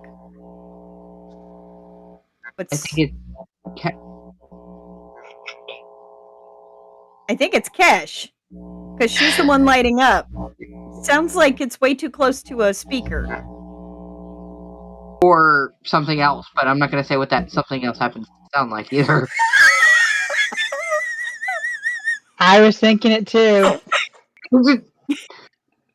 I wonder if my phone, my battery is almost dead. If it maybe has something to do with that. Yeah, your maybe. phone.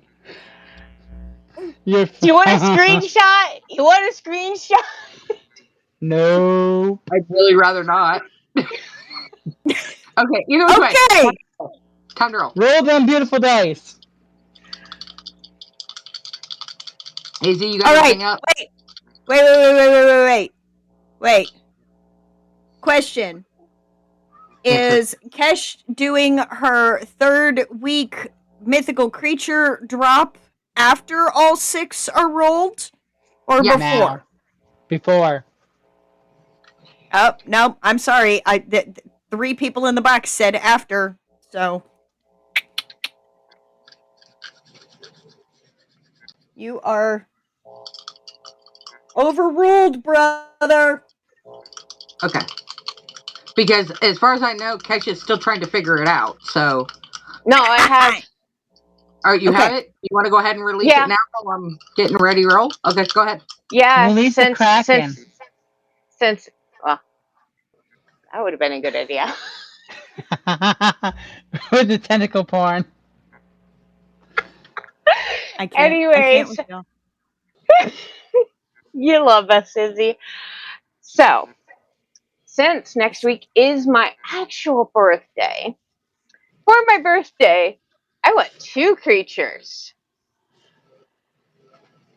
dragons and Bigfoot.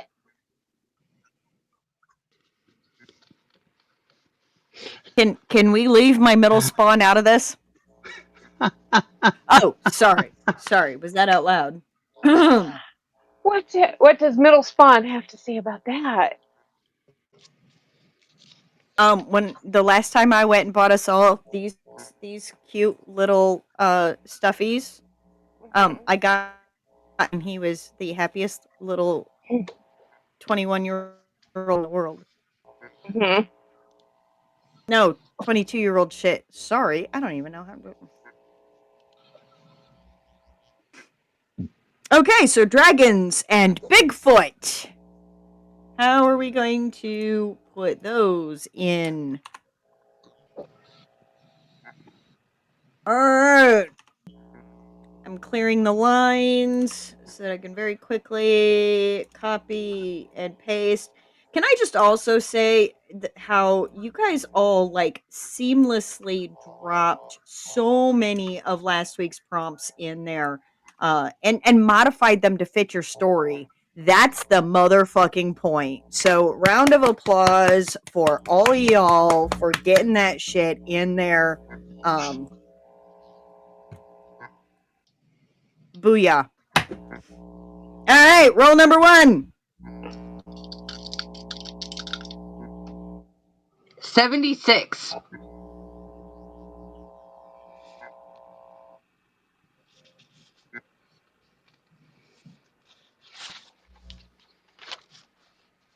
God.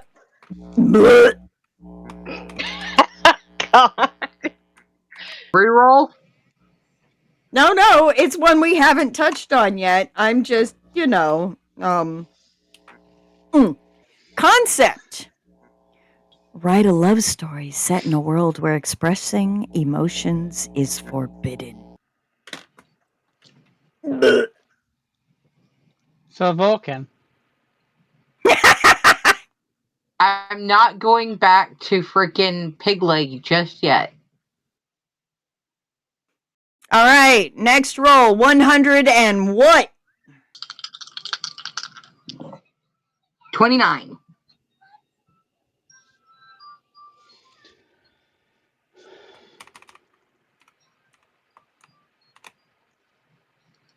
Concept. 2 characters from different worlds meet. They must find common ground in order to overcome a challenge that threatens both their lives.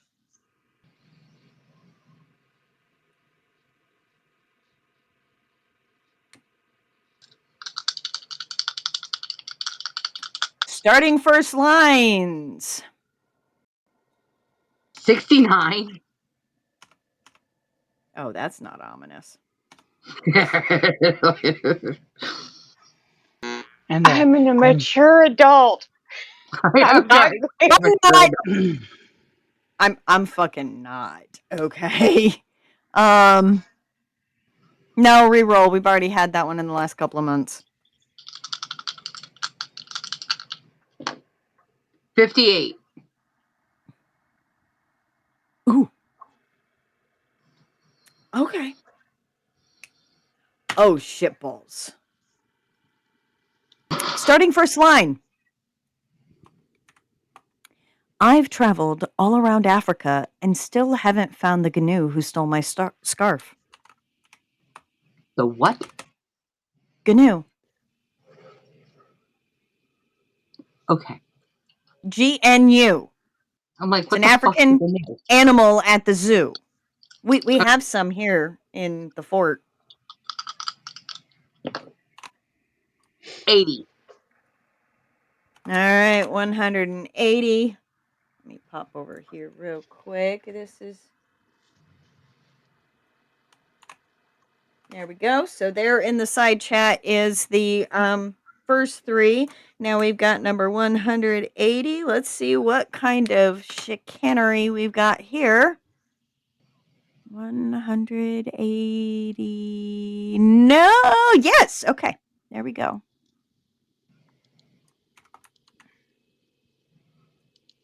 Starting first line. The first snowfall of the season always made Lily nostalgic, but this year it brought with it a feeling of dread she couldn't shake.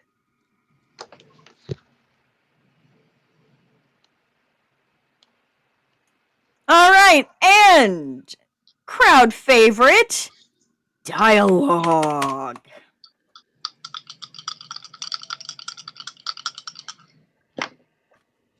$97. Scroll.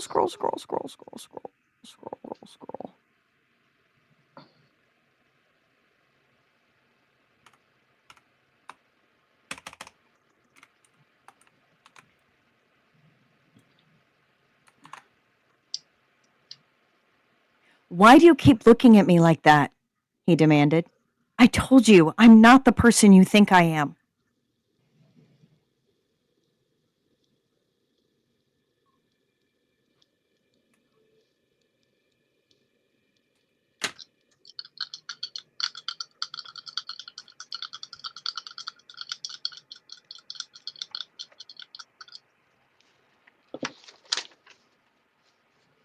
112.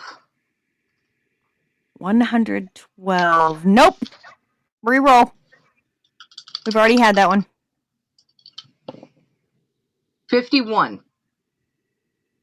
Okay, 151. Oh God, no reroll. This will be a problem solved next year. Okay, no worries there. 83.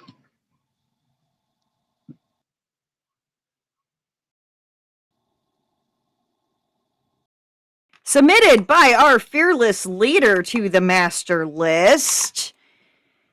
It looks like you're in trouble there. Can I help?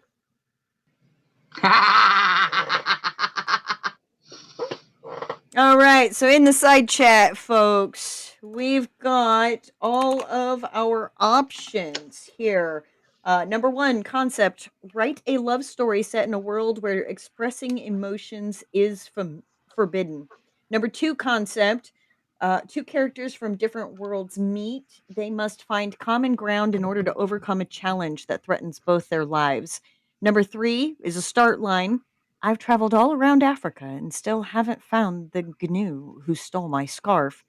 Number four, starting first line: the first snowfall of the season always made Lily nostalgic, but this year it brought with it a feeling of dread she couldn't shake. Number five, dialogue: why do you keep looking at me like that? He demanded. I told you, I'm not the person you think I am. Number six, dialogue: it looks like you're in trouble there. Can I help? So please remember the goals for your writing submission this next week, should you accept them, is A, continue in your current story that you are working on in some way, shape, or form, include both a dragon and Bigfoot. Could be picture, poster, commentary. Doesn't have to actually be the character, but if you want the character, do that too, right? Sasquatch would have been another term I should have probably used now that I think about it, but that's what I meant. We all Bigfoot is a Sasquatch. We know that. Yes, I know. Or they're interchangeable. And then to use the prompt in some way, shape, or form, you can also change gender, change names, change the sentence to make it work within your writing style. The whole point of it is to prompt to add additional depth and voice to your characters and your writing. So, here we go.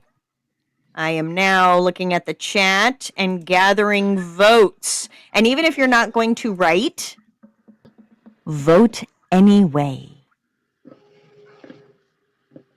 Yeah, you get to fuck with us. Yep. That's essentially what it turns down to, is the audience, regardless if you write it or not, you get to fuck with the actual writers and stick it to us on what you want to see written. Okay, 5, 6, 6, 6, 6.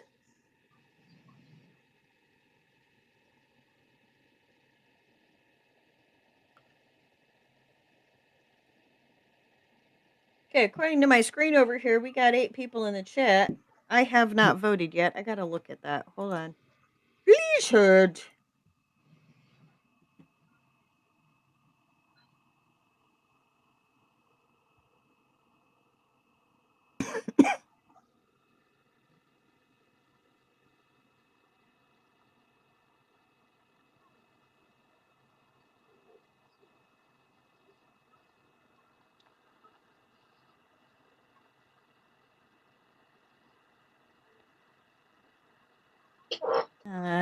Shit.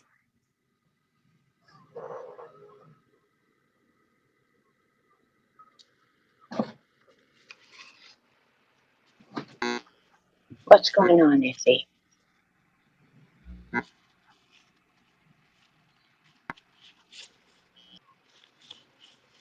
I like 4 of them, except they're all from different scenes. So Which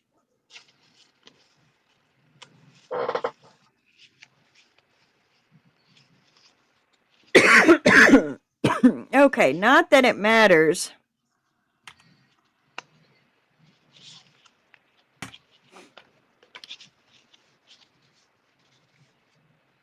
All right, Julie, I you already put yours voted. in there too. Okay. But it looks like Looks like 6-1. yep, unless we miraculously have 2 more people pop in and vote for 5. Suck up, Leon. Suck up.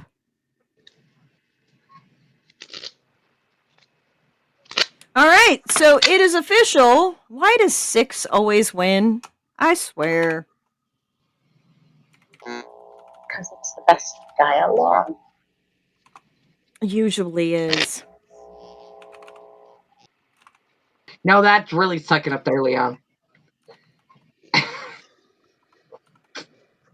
Hey, Leon, let me know when you're done with that colonoscopy. Oh! Wouldn't it be I'm that one having the colonoscopy? I mean, like, come on, man. Like, let's not go there. Well, he's the one performing it. Well, hopefully he has little fingers.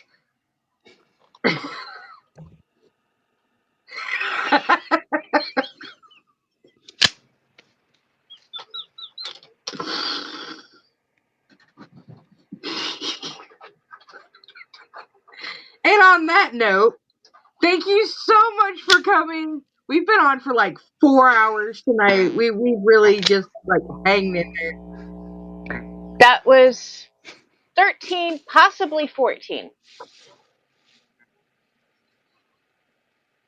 I'm not sleeping tonight, okay? I'm just gonna stay up late and write like crazy because I can't sleep now. That's my plan. I don't have to work tomorrow. What? That's a You day can't off. sleep because Tentacles and you're colonoscopies. you can't sleep. You can't sleep because you gotta help Bigfoot with that big dragon of his, right?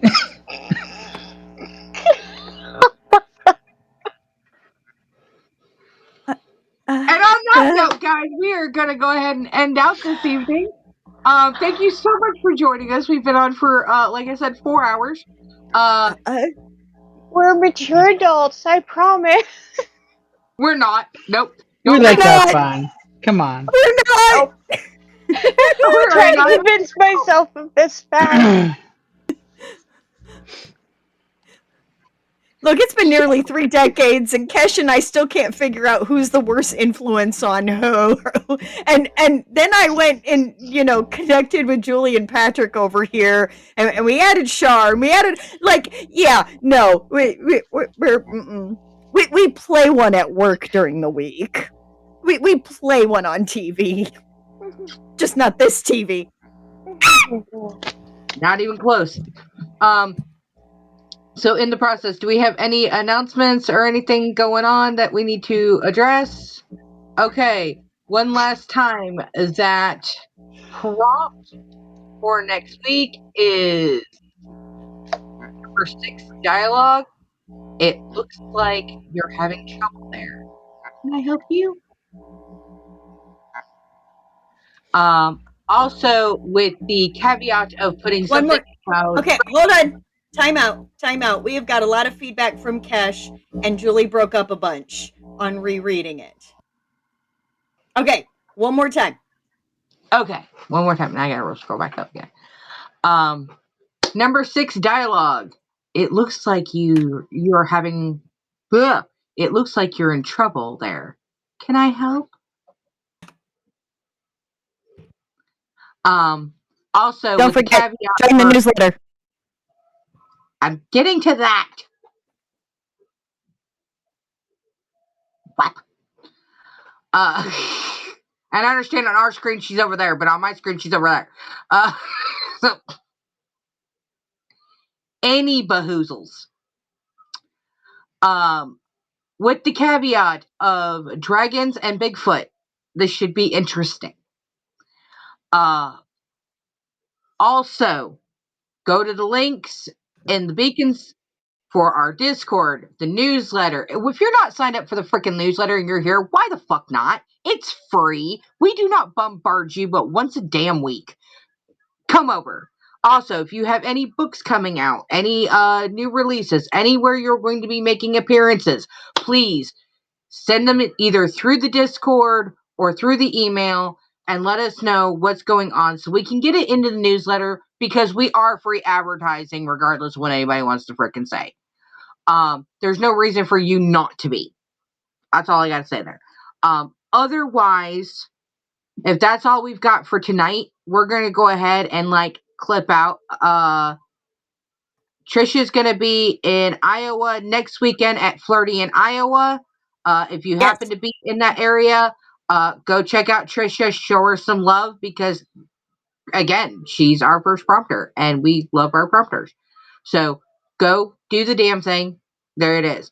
Patrick just had his signing today in Lincoln, Nebraska at the Barnes & Noble. I'm not sure if he's got any more coming up, but we will keep you guys posted on where to find us and where to find our peoples. Otherwise, my next event's not until March. Okay, next event's not until March, and I think that's Sinful Signings.